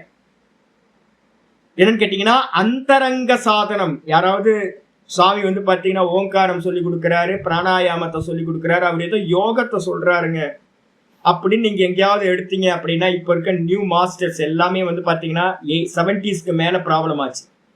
புரிஞ்சா போதும்ன்ற வேதாந்தம் பகவத்கீதையில இல்லை, நிறைய பண்ணணும். இதுல முக்கியமா பாத்தீங்க அப்படின்னா அந்தரங்க சாதனம், ஆத்மானுபூதிக்கு அந்தரங்க சாதனம். வெறும் சிரவண மாத்திரம் பத்தாது, புரிஞ்சா போதாது, அனுபூதி கிடைக்காது, அனுபவத்துல இருக்கிறது. அப்ப கிளியரா சொல்லியிருக்கிற அந்தரங்க சாதனம் எது அப்படின்னா இந்த தியான யோகம். அததான் இந்த 6வது அத்தியாயத்துல விரிவா பார்க்க போறோம். சொல்லியாச்சு. தத்ர அந்த விஷயத்துல தியான யோகசிய பகிரங்கம், தியான யோகம் அந்தரங்கம், ஆத்மானுபூதிக்கு தியான யோகம் அந்தரங்கம். அதே நேரத்தில் பகிரங்கம் இருக்குமே சுவாமி அப்படின்னு கேட்டீங்கன்னா பகிரங்கம் இருக்கு. ஆச்சாரிய சொல்ற பகிரங்கம் கர்ம இதி யாவத்து. கர்மம் தான் பாத்தீங்கன்னா பகிரங்க சாதனம். கர்மம்னா என்ன எடுக்கணும், கர்மம் கர்மயோகத்தை எடுக்கணும். கர்மயோகம், அதுக்கப்புறம் உபாசனா, இந்த 2த்தையும் ஒன்னாக்கிட்டீங்கன்னா பகிரங்கம் ஆயிடும். இந்த 2த்தையும் உபாசனத்தையும் கர்மத்துக்குள்ளாரையே சேர்த்துருங்க. ஏன்னா வெளியில பண்ணா கர்மம், மனசுல பண்ணா அதுக்கு பேர் உபாசனம்னு பேர். 2மே கர்மம் தான். அப்ப கர்ம யோகத்துக்குள்ளார என்ன எதை கொண்டு வந்துடுறீங்க, வெளியில பண்ணக்கூடிய கர்மத்தையும் கொண்டு வந்துருங்க, ஈஸ்வரனுக்கு பண்ணக்கூடிய ஈஸ்வர சிந்தனைன்ற இதையும் கொண்டு வந்துருங்க, மானச உபாசனத்தையும். 2த்தையும் பகிரங்கமா போட்டுட்டீங்கன்னா அந்தரங்கம் எதுனா இந்த தியான யோகம் அந்தரங்கம் ஆயிடும். பகிரங்கம் தியான யோகசிய பகிரங்கம் கர்ம இதி. தியான யோகத்துக்கு பாத்தீங்கன்னா அப்ப தியான யோகம் யாராவது போகணும் அப்படின்னா என்ன பண்ணணும், கர்மயோகத்தை பண்ணாம அந்தரங்க சாதனத்துக்குள்ளார பிரவேசம் பண்ண முடியாது. தோத்து போயிட்டே இருப்பீங்க. ஈஸ்வரார்ப்பணமா கர்மத்தை பண்ணணும், கர்ம பலனை தியாகம் பண்ணணும், கர்மத்தை தியாகம் பண்ணணும். தியாகம் பண்ணிட்டு பிரசாத புத்தியோட எல்லாத்தையும் அக்செப்ட் பண்ணிக்கிட்டு இருந்தீங்க அப்படின்னா ஒரு நல்ல சமத்துவ புத்தி கிடைக்கும். அந்த சமத்துவ புத்தியை வச்சுக்கிட்டு தான் நீங்க தியானத்துக்குள்ளார போகணும். இல்லைன்னா மனசு சஞ்சலமா இருக்கும். மனசு சஞ்சலமா இருக்கிறவனுக்கு தியானம் தான்ற ஸ்புரணத்துல நிக்கிறது சம்பவிக்காது. அதனால பாத்தீங்கன்னா பகிரங்க சாதனம் தியானம். இது தியான யோகத்துக்கு பகிரங்க சாதனம் கர்ம யோகம். அந்த கர்மத்தை பாத்தீங்கன்னா சொல்றதுக்காக தியான யோக ஆரோகண அசமர்த்தக. யாரெல்லாம் பாத்தீங்கன்னா கண்ண மூடி உட்கார்ந்து நிர்குணத்தை தியானம் பண்ண முடியலையோ, சாமர்த்தியம் இல்லையோ. நமக்கெல்லாம் சாமர்த்தியம் இல்லைல்ல, உட்கார்ந்து பாருங்க. நான் நேரத்தே சொன்னேன், கண்ணை மூடி எவ்வளவு நேரம் உட்கார முடியுது உங்களால? மனசோட தாட் இல்லாம வெறும் அகமகம்ன்ற ஸ்புரணத்துல எவ்வளவு நேரம் உங்களால நிக்க முடியுதுன்னு பாருங்க. அப்ப நிக்க முடியல, எவ்வளவு நேரம் நிக்க முடியுதுன்னு பார்த்தா உங்க சாமர்த்தியம் என்னன்னு தெரிஞ்சிடும். செகண்ட்ஸ் தான் நிக்க முடியுது நம்மளால. அதுவும் காலை நேரத்துல நல்லா வேக்கப் ஆனதுக்கு பிறகு நல்லா பச்சை தண்ணியில குளிச்சுட்டு தீபத்தை போட்டு உட்கார்ந்தோம் அப்படின்னா செகண்ட்ஸ் நிக்கலாம். நிமிஷங்கள் கூட இல்ல, செகண்ட்ஸ் தான் நான் சொல்லிட்டு இருக்கேன். அப்ப நமக்கு பாத்தீங்கன்னா அதுல நிஷ்டை கூடுதல் அப்படின்னும் போது நீண்ட நேரம் தான்ல நிக்கிறது சாமர்த்தியம் இல்ல சுவாமி. அப்ப ஆச்சாரியர் என்ன சொல்றாரு அப்படின்னு கேட்டா தியான யோக ஆரோகண அசமர்த்தகா. எவன் தியான யோகத்துல பாத்தீங்கன்னா ஆரூடம் அப்படின்னா ஏறுறதுன்னு அர்த்தம். தியான யோகத்துல ஏறி நல்லா உட்கார்றதுக்கு சாமர்த்தியம் இல்லையோ, அவனுக்கு வந்து பாத்தீங்கன்னா கிரகஸ்தேன தெளிவா போட்டார். யாருக்குப்பா அப்படின்னா கிரகஸ்தனுக்கு முடியாது. இப்ப சன்னியாசிக்கே முடியாது. சுவாமி சொல்ற காலத்துல வந்து 2500 வருஷத்துல முன்னாடி சன்னியாசம் நல்லா இருந்துச்சு. இப்ப கிரகஸ்தர்களும் சன்னியாசிகளும் வித்தியாசம்லாம் பார்க்காதீங்க, எல்லாம் ஒரே குட்டையில ஒரு மட்டை தான். எல்லாம் வந்து பாத்தீங்கன்னா ஏகப்பட்ட கமிட்மெண்ட்ல இருக்கும். கிரகஸ்தர்கள்னா என்ன அர்த்தம்? கமிட்மெண்ட். கல்யாணம் ஆச்சுன்னா கல்யாணம் ஆகிறதுக்கு முன்னாடி ஒரே சிந்தனை, ஒரு டிக்கெட் தான் எடுப்போம், எங்க போனாலும் ஒன்னாதான் யோசிப்போம். மேரேஜ் ஆச்சுன்னா 2ஆ யோசிப்போம். 2 பேத்துக்கு தான் எல்லாத்தையும் யோசிக்கணும். 2 டிக்கெட், எல்லாம் எங்க புக் பண்ணாலும் 2 டிக்கெட், 2 விஷயம் தான் யோசிப்போம். அதுக்கப்புறம் கல்யாணம் குழந்தை பிறந்துச்சு அப்படின்னா 3 டிக்கெட் ஆயிரும், 4 டிக்கெட் ஆயிரும். அப்ப யோசிக்கும் போது அவங்களுக்கு மேரேஜ் ஆச்சு அப்படின்னா சில்ட்ரன்ஸுக்கு பேர குழந்தைங்க. அப்ப மெதுவா உங்க சிந்தனை என்ன ஆயிடும்னு கேட்டீங்கன்னா பலவிதமான சிந்தனைகளா பிரான்சஸ் ஆயிடுது. அப்போ சொசைட்டியா இருக்கட்டும், பிசினஸா இருக்கட்டும், ஃபேமிலியில இருக்கிறவங்களோட ரிலேஷன்ஷிப்பா இருக்கட்டும், அப்ப கிரகஸ்தர்களோட சிந்தனை வந்து பாத்தீங்கன்னா எப்படி பறந்து விரிஞ்சிருக்கோ அதே மாதிரிதான் இப்ப இருக்கிற சன்னியாசிகளோட நிலையம். சன்னியாசிகளுக்கு உங்களுக்காவது ஒரு வீடு, சன்னியாசிகளுக்கு வந்து பாத்தீங்கன்னா பெருசா எஸ்டாப்ளிஷ்மெண்ட் வச்சிருக்காங்க. அப்ப ஏகப்பட்ட ப்ரோக்ராம். அப்ப அவங்களோட சித்தம்லாம் எப்படி இருக்கும் அப்படின்னா கிரகஸ்தனா இருக்கட்டும் சன்னியாசியா இருக்கட்டும் விவகாரத்துல இருந்தா நான்ல நிக்க முடியாது. நான்ல நிக்கிற சாமர்த்தியம் வந்து பாத்தீங்கன்னா இல்லாத ஆச்சாரியர் சொல்றாரு கிரகஸ்தேன. கிரகஸ்தனுக்கு எப்ப உங்களுக்கு எல்லாத்துக்கும் இப்ப இருக்க 80 பேர் பாடம் கேட்கறீங்கன்னா ஆல்மோஸ்ட் எல்லாரும் கிரகஸ்தாசிரமத்துல இருக்கிறவங்க தான். உங்களால முடியுமா அப்படின்னு கேட்டீங்கன்னா உங்களால சுவாமி கண்ணை மூடி உட்கார்ந்து பாத்துருங்க, ரொம்ப ஜெனியூனா நடந்துங்க.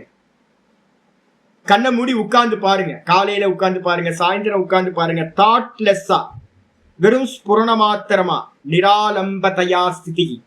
நான் நேத்தே ஸ்லோகங்கள் சொல்றேன் அபரோக்ஷானுபூதியில. தியானம் எப்படி இருக்கணும்? எதையும் நாம ரூப குணங்கள் எதையுமே பிடிக்காம வெறும் ஸ்புரண மாத்திரமா நிக்கணும். அதுதான் ஆத்ம தியானம்னு பேரு. வெறும் தான்ற ஸ்புரணத்துல எவ்வளவு நேரம் நிக்க முடியும்னு உங்களுக்கு தெரிஞ்சிச்சுன்னா உங்க சாமர்த்தியம் என்னன்னு தெரிஞ்சிடும். அக்செப்ட் பண்ணிக்க, ஆமா என்னால முடியல. ஆச்சாரியர் சொல்றார் அப்படிப்பட்ட கிரகஸ்தனுக்கு, சாமர்த்தியம் இல்லாத கிரகஸ்தனுக்கு அதிகிருதேன, அவனுக்கு ஒரு அதிகாரம் கொடுத்திருக்கு. அந்த கிரகஸ்தர்களுக்கு என்ன அதிகாரம்? கர்மத்தில் அதிகாரம். அந்த கர்மத்தில் அதிகாரம் இருக்கிறவங்களுக்கு கர்த்தவியம் கர்ம இதி. அவங்க கண்டிப்பா என்ன பண்ணணும் அப்படின்னா கண்டிப்பா செய்ய வேண்டிய கர்மங்களை ஈஸ்வரார்ப்பணமா செய்ய வேண்டும். அதக தத்து ஸ்தௌதி. அப்ப அதனால வந்து பாத்தீங்கன்னா உங்களுக்கு சாமர்த்தியம் எங்க இருந்து கிடைக்கும் போது சுவாமி? அப்ப நான் தியான யோகத்துக்கான சாமர்த்தியம் கர்மயோகத்துல இருந்துதான் கிடைக்கும். அதனால வந்து பாத்தீங்கன்னா எது பெஸ்ட் அப்படின்னு கேட்டீங்கன்னா, சும்மா தியாகம் பண்ணிட்டு நான் பிரம்மமா இருக்கேன்னு உட்கார்ந்து இருந்தீங்கன்னா கர்மயோகம் பண்ணாம நீங்க எந்த காலத்திலையும் தியானத்துக்கு ஃபிட் ஆகவே மாட்டீங்க. அப்ப கர்மயோகத்தை வந்து பாத்தீங்கன்னா ஆச்சாரியர் என்ன பண்றார்? கிரகஸ்தர்களுக்கு சாமர்த்தியம் இல்லாதவங்களுக்கு கர்மயோகம் தான் பெஸ்ட் அப்படின்னு. ஏன்? அந்த குவாலிட்டியை கொண்டு வருது, சமத்துவத்தை கொடுக்குது. அதனால அந்த கர்மயோகத்தை என்ன பண்றார்? அதக தத்து ஸ்தௌதி. அதனால் அந்த கர்மயோகத்தை வந்து பாத்தீங்கன்னா பகவான் ஸ்துதி பண்றார். இங்க 6வது அத்தியாயத்துல ஆரம்பத்திலேயே அந்த கர்மயோகத்தை ஸ்துதி பண்றார். பகிரங்க சாதனம் இல்லாம அந்தரங்கத்துக்குள்ளார பிரவேசம் பண்ண முடியாது. அது மட்டும் இல்ல, ஆச்சாரி சொல்றார் நனு கிமர்த்தம் தியான யோக ஆரோகண சீமாகரணம். பூர்வபக்ஷி ரொம்ப அருமையா கேள்வி கேட்கிறான். இதெல்லாம் ஒவ்வொன்றும் பார்த்து புரிஞ்சுங்க. பூர்வபக்ஷி கேட்கிறான், எதுக்காக வந்து கர்மத்தோட லிமிட்டேஷன், கர்மத்தை வந்து எது வரைக்கும் லிமிட் பண்றோம் அப்படின்னு கேட்டீங்கன்னா தியான யோக ஆரோகண சீமாகரணம். உங்களுக்கு தான்ல நிக்கிற சாமர்த்தியம் வர வரைக்கும், தான்ல நிக்கிற சாமர்த்தியம் வர வரைக்கும் கர்மயோகத்தை விட்டுறாதீங்க. புரியுதா உங்களுக்கு? இது அப்போ தியான யோகத்துல நிக்கிற வரைக்கும் கர்மயோகத்தை விடக்கூடாது அப்படின்னு கர்மத்துக்கு வந்து பாத்தீங்கன்னா என்ன பண்ணிருக்கோம்? யாவதா அனுஷ்டேயம் ஏவ விகிதம் கர்ம யாவத் ஜீவம். அப்ப வந்து பாத்தீங்க அப்படின்னா கர்மத்தை வந்து பாத்தீங்கன்னா தியான யோகத்துல நிக்கிற வரைக்கும் கர்மத்தை பண்ணுங்க அப்படின்னு சீமாகரணம் பண்ணிருக்கீங்க. ஒரு எல்லை வகுத்திருக்கீங்க. ஆனா சாஸ்திரத்துல அப்படி இல்லை. சாஸ்திரத்துல என்ன சொல்லியிருக்கு தெரியுங்களா? பூர்வ பாகத்துல சொல்லியிருக்கு யாவத் ஜீவம் அக்னிஹோத்திரம் ஜுஹ்யாத் அப்படின்னு ஒரு வாக்கியம் இருக்கு வேதத்தில். எது வரைக்கும் ஜீவிச்சுக்கிட்டு இருக்கியோ அது வரைக்கும் கருமத்தை பண்ணிக்கிட்டே இரு. அக்னிஹோத்திரம் முதலிய கர்மங்களை பண்ணிக்கிட்டே இரு. ஈஷாவாசியத்துல 2வது மந்திரமே சொல்லுது, குருவன்னேவேக கருமாணி ஜிஜி விஷே சதகுசமாகா. 100 வருஷம் வாழணும் அப்படின்னு நீ ஆசைப்பட்டனா அந்த 100 வருஷங்கள் வரைக்கும் என்ன பண்ணு, கர்மத்தை விடவே விடாத. அப்ப கர்ம காண்டத்துல பாத்தீங்கன்னா, அதனால்தான் வைதிகர்கள் யாரும் கர்மத்தை விடவே மாட்டாங்க. வைதிகர்களா இருக்கிறவங்க சாகர காலம் வரைக்கும் பாத்தீங்கன்னா கர்மத்தை பண்ணிக்கிட்டே இருப்பாங்க. கர்மிகள் பாத்தீங்கன்னா சாகர காலம் வரைக்கும் கர்மத்தை பண்ணிக்கிட்டே இருப்பாங்க. அப்படித்தானே நம்ம பாக்குறோம் இந்த உலகத்துல. பூர்வ மீமாம்சால பாத்தீங்கன்னா பூர்வ காண்டத்துல இப்படிதான் விதி வாக்கியங்கள் வேதத்துல இருக்கு. ஆனா நீங்க என்ன சொல்லிருக்கீங்க, எது வரைக்கும் பாத்தீங்கன்னா தியான யோகத்துல உங்களால நிக்க முடியுதோ அது வரைக்கும் கர்மத்தை பண்ணு. மனசு பாத்தீங்கன்னா சாந்தம் ஆயிடுச்சு, எனக்கு பாத்தீங்கன்னா உள்ளுக்குள்ளார ராம் ராம் ராம் ராம் ராம் ராம்ல நிக்க முடியும் அப்படின்னா, ராம் ராம் ராம் ராம் நிக்க முடியும் அப்படின்னா, ஸ்தூல பூஜை, ஸ்தூலமா பண்ற பூஜைகள், ஸ்தூலமா பண்ற கர்மங்கள் எல்லாம், வெளியில பண்ற கர்மத்தெல்லாம் விட்டுட்டு 24 மணி நேரமா ராம் ராம் ராம் ராம்னு உட்காருங்க. அதையும் பாத்தீங்க அப்படின்னா வேதாந்தத்துல சொன்ன ஸ்புரண மாத்திரமா நிக்கிறதுக்கு ஒரு சாமர்த்தியம் வந்துச்சு அப்படின்னா, வெறும் எம்டியா பூரணமா வெறும் சச்சிதானந்தமா வெறும் எக்ஸிஸ்டா நிக்க முடியும் அப்படின்னா, அந்த ராம் ராமையும் என்ன பண்ணுங்க, அதுவும் ஒரு மானச கர்மா உபாசனம், அதையும் விட்டுருங்க. அப்போ ஒவ்வொன்றுத்துக்கு லிமிட்டேஷன் வைக்கிறது. எது வரைக்கும் ஸ்தூல கர்மா பண்ணணும் அப்படின்னா, ராம் ராம்ல நிக்கிற வரைக்கும், நமசிவாயில நிக்கிற வரைக்கும் வெளியில கர்மா பண்ணுங்க. உள்ள ஒரு உபாசனையில சூக்ஷ்ம கர்மால நிக்க ஆரம்பிச்சிட்டீங்கன்னா வெளியில இருக்க ஸ்தூல கர்மத்தை விட்டுறலாம். அதுக்கப்புறம் நான்ல நிக்கிற வரைக்கும் ஒரு சாமர்த்தியம் உங்களுக்கு லைட்டா வர ஆரம்பிச்சிருச்சு அப்படின்னா உபாசனையையும் விட்டுறலாம். அப்ப கர்மத்தை விட்டுறலாம், உபாசனையை விட்டுறலாம், வெறும் நான்ல மட்டும் நிக்கிற சாமர்த்தியம் உங்களுக்கு உண்டா. அப்ப நீங்க சொல்றீங்க என்னன்னு பண்ணிட்டீங்க அப்படின்னா, அந்த நான்ல நிக்கிற வரைக்கும் கர்மத்தை விடாத அப்படின்னு ஒரு லிமிட் பண்றீங்க. ஆனா சாஸ்திரம் சொல்லுது சாகர காலம் மட்டும் பாத்தீங்க அப்படின்னா கர்மத்தை பண்ணிக்கிட்டே இருன்னு சொல்லுதுன்னா, இப்ப எதை எடுக்கிறது? பூர்வபக்ஷி பாத்தீங்கன்னா அதான் சொல்றான், நனு கிமர்த்தம், எதற்காக தியான யோக ஆரோகண சீமாகரணம், தியான யோகத்துல ஏறுற வரைக்கும் கர்மத்தை பண்ணு அப்படின்னு நீங்க சொல்லிருக்கீங்க. யாவதா அனிஷ்டேயம் ஏவ விகிதம் கர்ம யாவத் ஜீவம். ஆனா புறா இதுல கர்ம காண்டத்துல என்ன சொல்லிருக்கு, யாவத்தா அப்படின்னா எது வரைக்கும் ஜீவனம் இருக்கோ அது வரைக்கும் கர்மத்தை பண்ணிக்கிட்டே இரு கர்ம காண்டம் சொல்லுது. அப்ப கான்ட்ரடிக்ஷன் வருது இல்ல. கீதாச்சாரியார் பாத்தீங்கன்னா ஒண்ணு சொல்றார், ஆனா பூர்வ காண்டம், வேதத்தோட பூர்வ காண்டம் பாத்தீங்கன்னா ஒண்ணு சொல்லுது. கான்ட்ரடிக்ஷன் வருதே அப்படின்னா, இல்லப்பா நீ புரிஞ்சுக்கல. என்ன அப்படின்னா, கர்மம், உபாசனம், ஞானம்னு இருக்குல்ல, 3 ஸ்டெப்ஸ் ஏறணும்ல. இந்த பூர்வ காண்டிகள் எல்லாமே என்ன பண்றாங்கன்னா கர்மத்தை மட்டும் பிடிச்சுப்பாங்களோடைய அதுக்கு அடுத்தடுத்த ஸ்டெப்புக்கு வரமாட்டாங்க. நானும் நிறைய பேர்ட்ட சொல்லி பார்த்துக்கிட்டே இருக்கேன், என் பூஜையெல்லாம் கொஞ்சம் மெதுவா நிப்பாட்டுங்க. ஒரு 20 வருஷம் பூஜை பண்ணிருக்கீங்களா, 10 வருஷம் பண்ணிருக்கீங்களா, நிப்பாட்டுங்க. மெதுவா பாத்தீங்கன்னா கண்ண மூடி உட்காருங்க. வயசானவங்கள்ட்ட எல்லாம் சொல்றேன், ஆனா கேட்க மாட்டேன்றாங்க யாரும். என்னன்னா வயசாயிடுச்சா, அதனாலதான் நம்ம சொல்றோம் கிரகஸ்தாசிரமத்துல கர்ம பிரதானம். வானப்பிரஸ்தத்துக்கு போனோடனே நீங்க என்ன பண்ணணும், பூஜையெல்லாம் ஓரமா வச்சுட்டு வெறும் மனே உபாசன பிரதானமா தபஸா எடுத்துக்கிட்டு உட்காரணும். கண்ண மூடி உட்கார பிராக்டிஸை பண்ணணும்.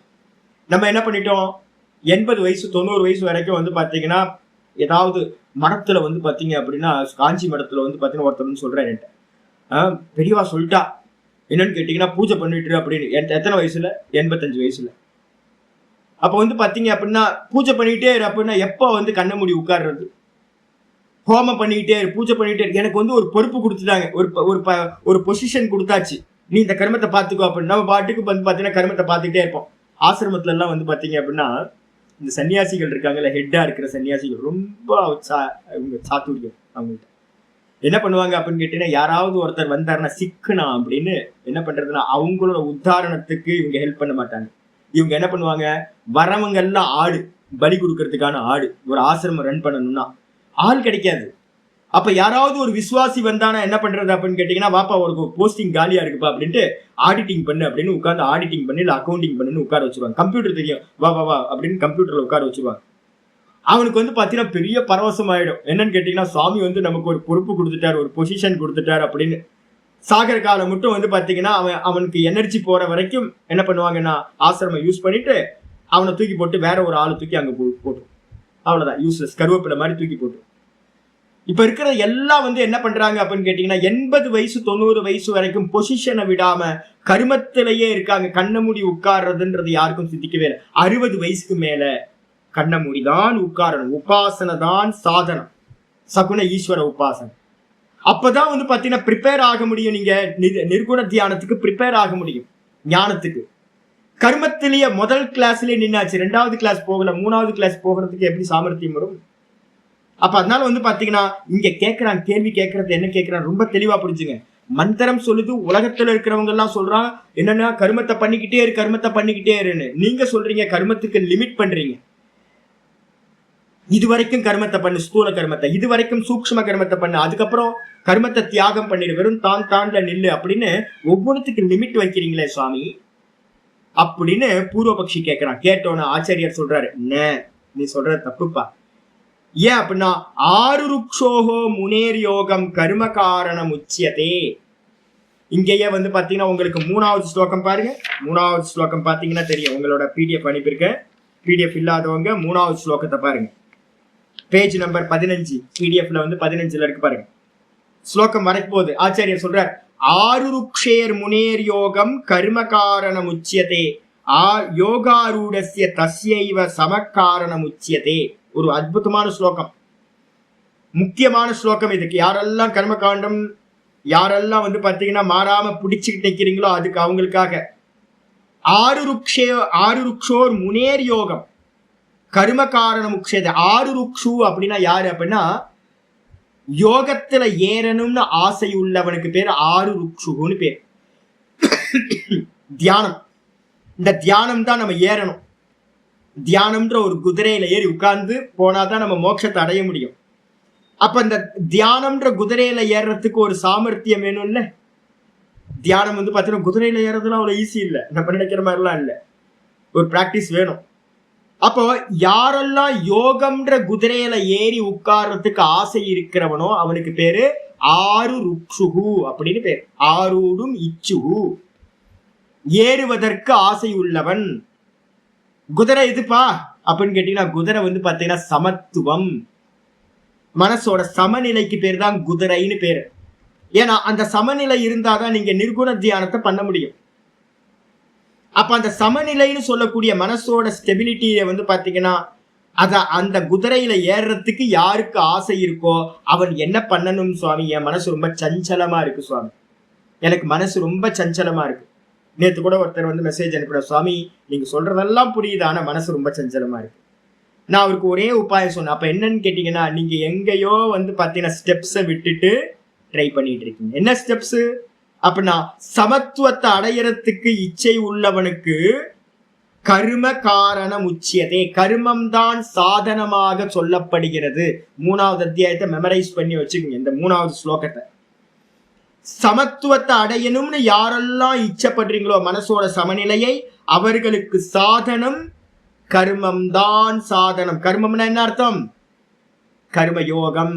கர்மம் கர்மயோகம். நம்ம கர்மியாதான் இருக்கோம், சஞ்சலமா இருக்கும், ஆசையோட கர்மத்தை பண்ணிக்கிட்டே இருக்கிறோம், எதிர்பார்ப்போட பண்றோம், எக்ஸ்பெக்டேஷன், ஏகப்பட்ட எக்ஸ்பெக்டேஷன் இருக்கு, சங்கல்பம் நிறைய வச்சிருக்கோம்.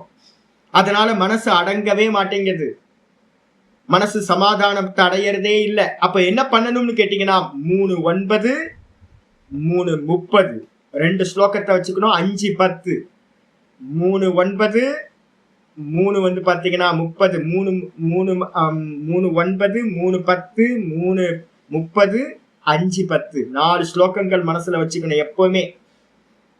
யஜ்ஞார்த்தத்தை யஜ்ஞமா பூஜையா பண்றது 9வது ஸ்லோகம் சொல்லுது. அதே மாதிரி 3:19 அதே ஸ்லோகம் கர்மயோகமா சொல்லுது. அதுக்கப்புறம் பாத்தீங்க அப்படின்னா 3:30 சொல்லுது கர்மத்தை எல்லாத்தையும் சந்நியாசம் பண்ணு அப்படின்னு சொல்லுது. இப்ப நான் 12வது அத்தியாயத்துல ஒரு ஸ்லோகம் சொன்னல, 6வது ஸ்லோகம், அதுவும் அதேதான் சொல்லுது, என்னிடத்துல கர்மத்தை சமர்ப்பணம் பண்ணுன்னு சொல்லுது. அப்ப பாத்தீங்கன்னா கர்மயோகத்தை ஒருத்தன் பண்ணணும், கர்மத்தை விடக்கூடாது, கர்மயோகத்தை பண்ணணும். கர்மம் தான் நீங்க கர்மயோகமா பண்ணும்போது என்ன கிடைக்குது? சமத்துவத்தை கிடைக்குது. அப்ப அதனால பாத்தீங்கன்னா சாதனம் எதுப்பா அப்படின்னு கேட்டீங்கன்னா சமத்துவத்தை அடையறதுக்கு சாதனம் கர்மயோகம். நல்லா புரிஞ்சுக்கணும். இதை அடையாம, சமத்துவத்தை அடையாம நீங்க உட்கார்ந்து ராம் ராம் ராம் சகுன ஈஸ்வரனையும் தியானம் பண்ண முடியும், உபாசனை பண்ண முடியாது. நிறைய பேர் சொல்றாங்க, சாமி நான் 20 வருஷம் 30 வருஷமா காயத்ரி சொல்லிக்கிட்டே இருக்கேன் சாமி. ஆனாலும் வந்து பாத்தீங்கன்னா காயத்ரி சொல்லிக்கிட்டே இருந்தாலும் கூட காயத்ரியில மனசு நிக்கவே மாட்டேங்குது சாமி. போன வாரத்துல ஒருத்தர் வந்தார், நல்ல நல்ல நிஷ்டா உள்ளவங்க, நல்லவங்க, ரொம்ப நல்லவங்க. என்ன பண்ணிட்டாங்க அப்படின்னா அந்த கர்ம யோகத்தை சொல்லியே கொடுக்கல. சொல்லியே கொடுக்காம என்ன பண்ணிட்டாங்கன்னா எல்லா கர்மத்திலையும் சங்கல்பம் அந்த வைதிகர்கள் இருக்காங்க பாருங்க, எல்லா பிரீஸ்டுக்கும் வந்து பாத்தீங்கன்னா இப்ப நாங்க இப்ப இன்னைக்கு சனிக்கிழமை, இன்னைக்கு பூஜைக்கு போனாலும் வந்து பாத்தீங்கன்னா அவருக்கு பிராக்டிஸ் ஆகி போச்சு. நான் ஒரு நாள் கேட்டேன், அந்த சபரின்னு ஒரு பிரீஸ்ட் ஒண்ணு இருக்கார் பூத்தநாராயண் கோயில்ல, எங்க வெறும் ஈஸ்வர பிரீத்தியர்த்தம் பண்ணுங்க, ஞான வைராகிய சித்தியார்த்தம் மட்டும் பண்ணுங்க அப்படின்னு. அவர் என்கிட்ட என்ன சொல்லிட்டாரு அப்படின்னு கேட்டீங்கன்னா, சாமி அது ஃப்ளோல வந்துடுச்சு சாமி, அதனால நான் என்ன பண்றேன் அப்படின்னா ஃப்ளோல சொல்லிடுறேன், கடைசியில மட்டும் என்ன பண்றேன் அப்படின்னா நீங்க சொல்றத ஆட் பண்ணிக்கிறேன். தனம் தானியம் பகுபுத்திர லாபம் சதசம்பத்சரம் தீர்க்கமாயு ஞான வைராகிய சித்தியர்த்தம் லோகக்ஷேமார்த்தம் கடைசியில ஆட் பண்ணிக்கிறேன் சாமி. ஏன்னா அவருக்கு சங்கல்பம் வந்து பாத்தீங்கன்னா பிராக்டிஸ் எப்படி ஆயிருக்கு அப்படின்னா எல்லாத்துக்கும் சங்கல்பம் பண்றது தனம் தானியம் பகுபுத்திர லாபம் சதசம்பத்சரம் தீர்க்கமாயு, இது பண்ணி பண்ணி பிராக்டிஸ் ஆகி போச்சு. அப்ப 70-80 வயசு வரைக்கும் நம்ம என்ன பண்ணிட்டு இருக்கோம் அப்படின்னு கேட்டீங்கன்னா சங்கல்பம் பண்ணிக்கிட்டே இருக்கோம். காயத்ரி பண்ணா மனசு நிக்குதான்னு கேட்டீங்கன்னா நிக்க மாட்டேங்குது. ஏன்னா நம்ம தான் கர்மயோகமா பண்ணவே இல்லையே, பலனை வந்து ஈஸ்வரனுக்கு சமர்ப்பணமே பண்ணலையே. அப்ப எப்படி மனசு காயத்ரியில நிக்கும்? ஓம் நம சிவாய சொன்னா நிக்க மாட்டேங்குது சுவாமி. ஏன் நிக்கும்? ஏன்னா நம்ம வந்து பண்ணவே இல்லையே கர்மயோகத்தை. அப்ப கர்ம பலனை வந்து பாத்தீங்கன்னா தியாகம் பண்ணணும். கர்மத்தையும் பகவான் இடத்துல தியாகம் பண்ணீங்கன்னா மனசு வந்து பாத்தீங்கன்னா பண்ற சமயத்திலேயே ரொம்ப சாந்தமாயிடும். இதை நல்லா பிராக்டிஸ் பண்ணினீங்க அப்படின்னா சமத்துவம், யோக உச்சத்தை சமத்துவம் வந்து உங்களுக்கு கிடைச்சிடும். எந்த ஒரு இது இல்லாம அப்படியே குவைட்டா மனசு வந்து பாத்தீங்கன்னா பேசாம ஒரு நாய்க்குட்டி மாதிரி பேசாம இருக்கும், பயந்து இருக்கும். அதை வச்சுக்கிட்டு தான் நீங்க என்ன பண்ணணும், உபாசனைக்கு போகணும். கர்ம யோகத்தை பண்ணிட்டு உபாசனா யோகத்துக்கு வரணும். உபாசனையினால நல்ல சித்த ஏகாகிரம் வரும். உபாசனை என்னது? அதுவும் கர்மம் தான், மானசம் கர்ம. உபாசனம் நாம மானசம் கர்ம, மனதினால் செய்யப்படக்கூடிய கர்மத்துக்கு பேரு என்ன கர்மா? உபாசனம், தியானம். சகுன ஜபத்தை வந்து ஓம் நம சிவாய, ஓம் நம சிவாய, ஓம் நமோ நாராயணாய, ராம் ராம் ராம் அப்படின்னு ஏதாவது ஓம் ஓம் ஓம் ஏதாவது ஒரு நாமத்தை எடுத்துக்கிட்டு உபாசனை பண்ண ஆரம்பிச்சீங்கன்னா நல்ல சமத்துவத்தை அடைஞ்ச புத்தி என்ன பண்ணும், மெதுவா மெதுவா போக்கஸ்ட் ஆகி ஒரே பின் பாயிண்ட்ல வந்து ஏகாகிர சித்தத்தை அடையும். அந்த ஏகாகிர சித்தத்தை அடையணும் அப்படின்னா என்ன சாதனம் சுவாமி அப்படின்னா அதுதான் இங்க சொல்லியிருக்கு. ஆருக்ஷோர் முனேர் யோகம் கர்ம காரணம் உச்சியதே. யோகம்னு சொல்லக்கூடிய சமத்துவத்துல ஏறணும்னாலும் இல்ல ஏகாகிர சித்தம் கிடைக்கணும்னாலும் அவனுக்கு சாதனம் எது அப்படின்னா, காரணம்னா சாதனம், சாதனம் எது அப்படின்னா கர்மம் தான். முதல்ல ஸ்தூல கர்மா, அதுக்கப்புறம் உபாசனம் சொல்லக்கூடிய சூக்ஷ்ம கர்மா. ரெண்டுத்தையும் எப்படி பண்ணணும்? ஈஸ்வரார்ப்பணமா பண்ணணும் அப்படின்னு பாத்துக்கணும். இதுக்கு அடுத்தது வந்து பாத்தீங்கன்னா யோகாரூடஸ்ய தஸ்யைவ. இவன் யோகத்தை, இந்த கர்மயோகத்தையும் உபாசனையும் பண்ணிட்டே வந்துட்டான். வந்ததுக்கு பிறகு அவனுக்கு சமநிலை கிடைச்சிருச்சு, யோகத்துல ஏறிட்டான். யோகத்துல ஏறணும்னு ஆசைப்படுறவனுக்கு பேரு ஆருருக்ஷோகோன்னு பேரு.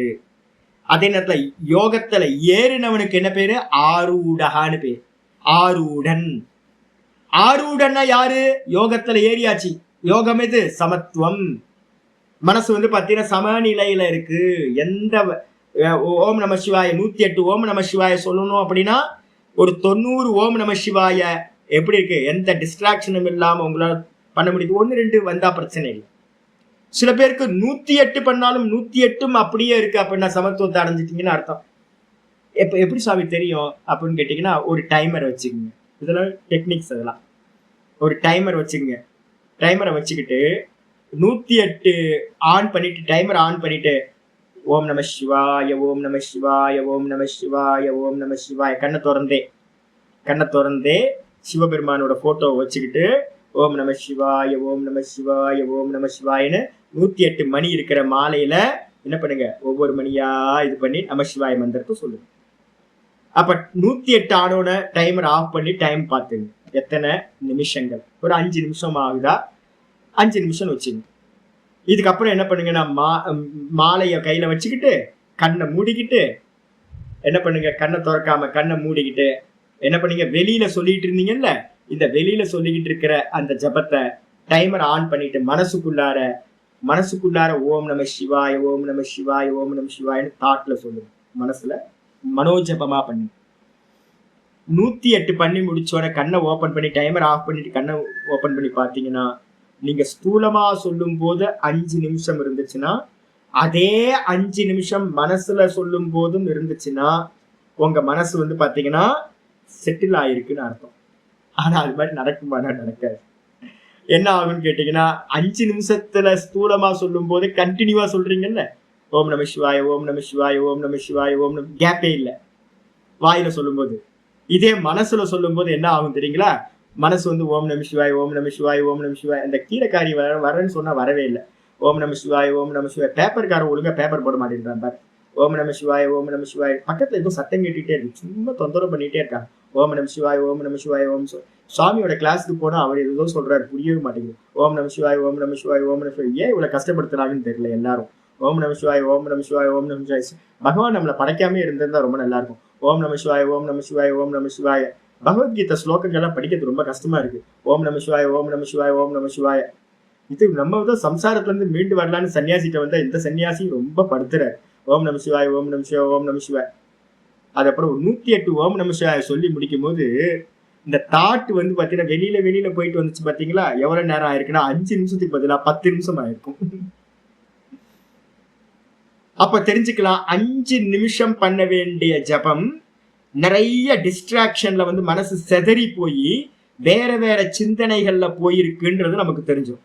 அப்ப என்ன அர்த்தம், மனசு வந்து சமநிலையில இல்லை, மனசு வந்து விக்ஷேபத்தை அடைஞ்சிருக்கு. அந்த விக்ஷேபம் இருக்கிற வரைக்கும் உங்களால ஒரு ஜபத்தையே பண்ண முடியாது.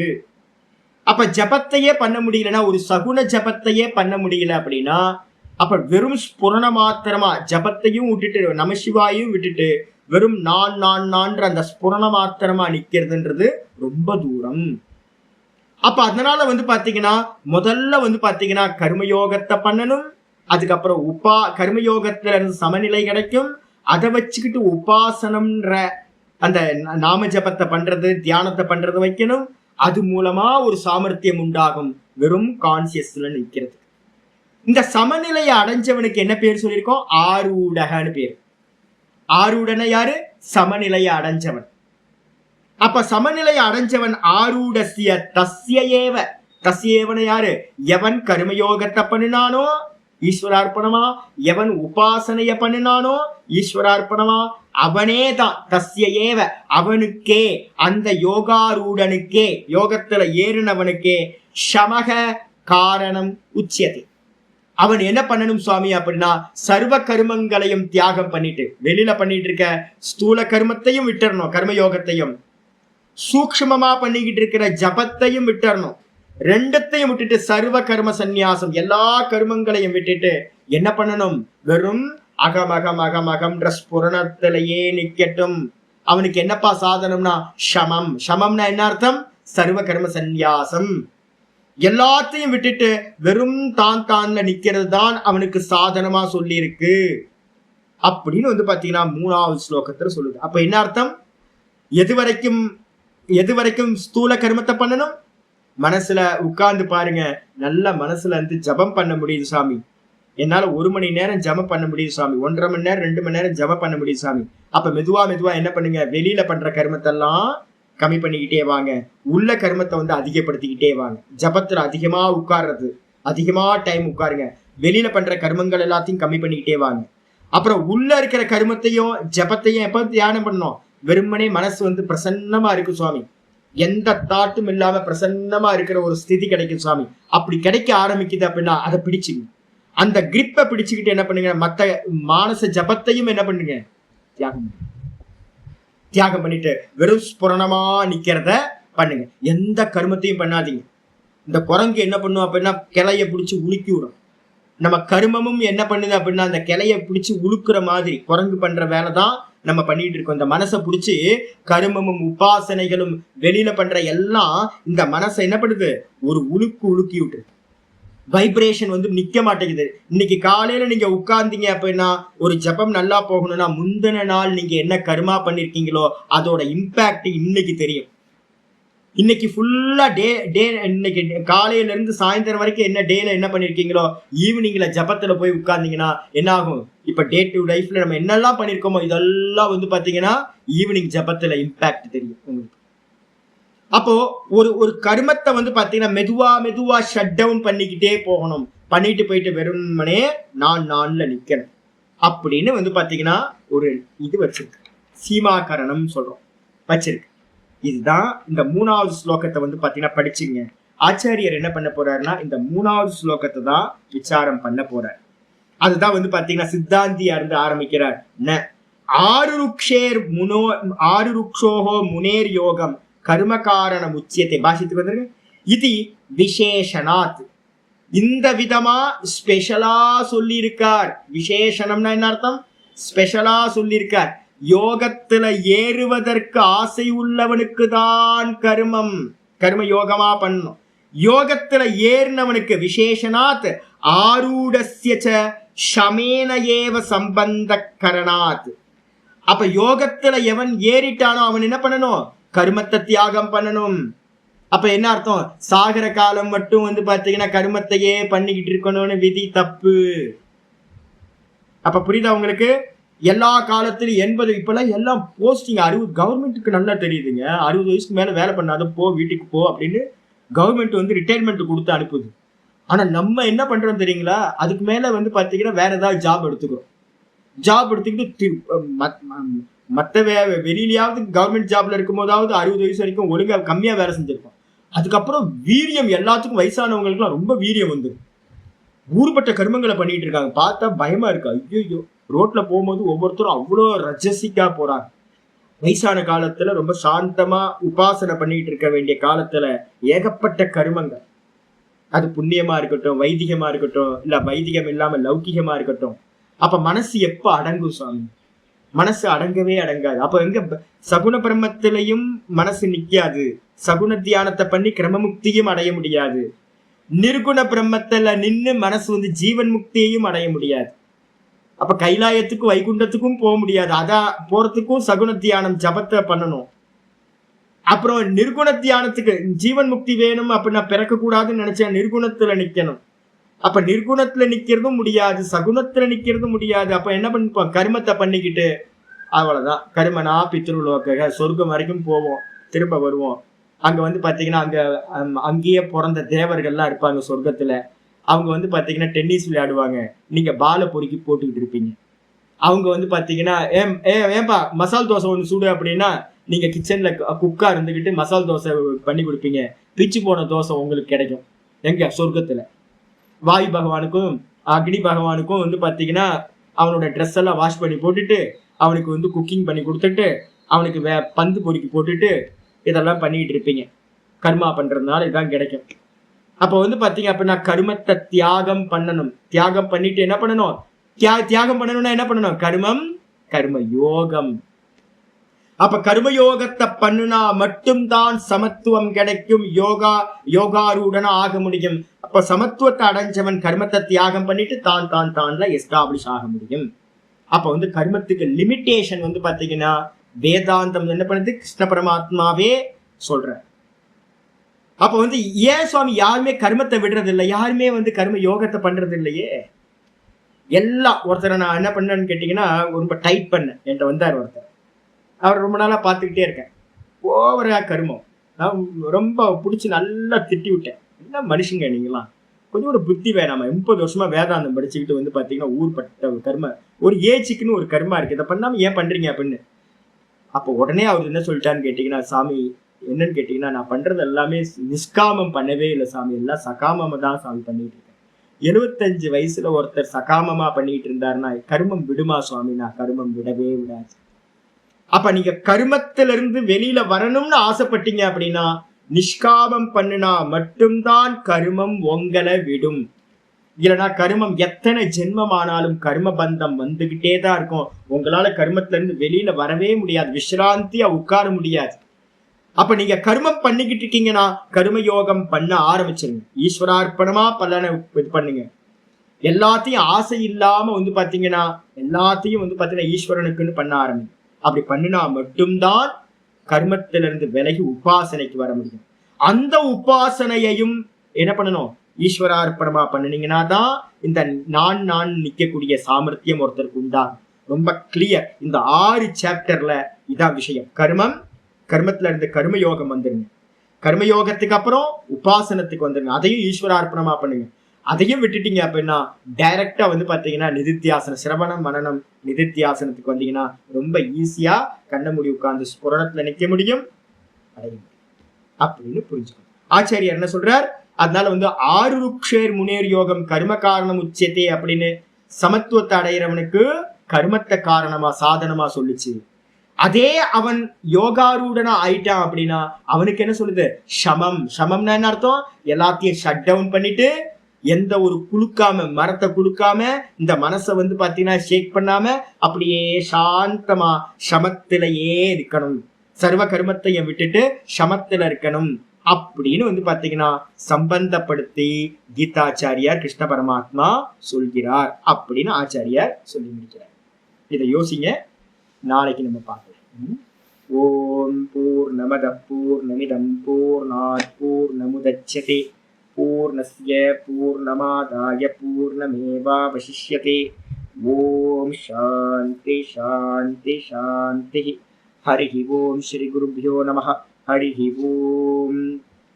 ஓம் கீதா சாஸ்திரமிதம் புண்ணியம் யः படேத் பிரயதः புமான் விஷ்ணோ பதமவாப்னோதி பயசோகாதிவர்ஜிதः. கீதாத்யயனசீலஸ்ய பிராணாயாம பரஸ்ய ச நைவ சந்தீஹி பாபானி பூர்வஜன்மக்ருதானி ச மலநிர்மோச்சனம் பும்சாம் ஜலஸ்நானம் தினே தினே சக்ருத்கீதாம்பசி ஸ்நானம் சம்சாரமலநாசனம். கீதா சுகீதா கர்த்தவ்யா கிமன்யை சாஸ்திர விஸ்தரைஹி யா ஸ்வயம் பத்மநாபஸ்ய முகபத்மாத் வினிஸ்ருதாம் பாரதாமிருத சர்வஸ்வம் விஷ்ணோர்வக்த்ராத் வினிஸ்ருதம். கீதா கங்கோதகம் பீத்வா புனர்ஜன்ம ந வித்யதே சர்வோபனிஷதோ காவஹ தோக்தா கோபாலநந்தனः பார்த்தோ வத்ஸ சுதீர்போக்தா துக்தம் கீதாமிருதம் மகத். ஏகம் சாஸ்திரம் தேவகீ புத்திர கீதம் ஏகோ தேவோ தேவகீ புத்திர ஏவ ஏகோ மந்திரஸ்தஸ்ய நாமானி யானி கர்மாப்யேகம் தஸ்ய தேவஸ்ய சேவா. இது ஸ்ரீமத் பகவத்கீதா மாஹாத்மியம் சம்பூர்ணம். ஓம் ஸ்ரீ கிருஷ்ணாய பரமாத்மனே நமः. ஸ்ரீ கிருஷ்ண கிருஷ்ண கிருஷ்ண காயேன வாசா மனசேந்திரியைர்வா புத்யாத்மனா வா பிரகிருதிஸ்வபாவாத் கரோமி யத்யத் சகலம் பரஸ்மை நாராயணாயேதி சமர்ப்பயாமி. ஓம் தத்சத் இதி பரபிரம்மார்ப்பணமஸ்து. நமஸ்காரம் ஜி, நமஸ்காரம் நமஸ்காரம். ஹரி ஓம் ஹரி ஓம் ஹரி ஓம் ஹரி ஓம்.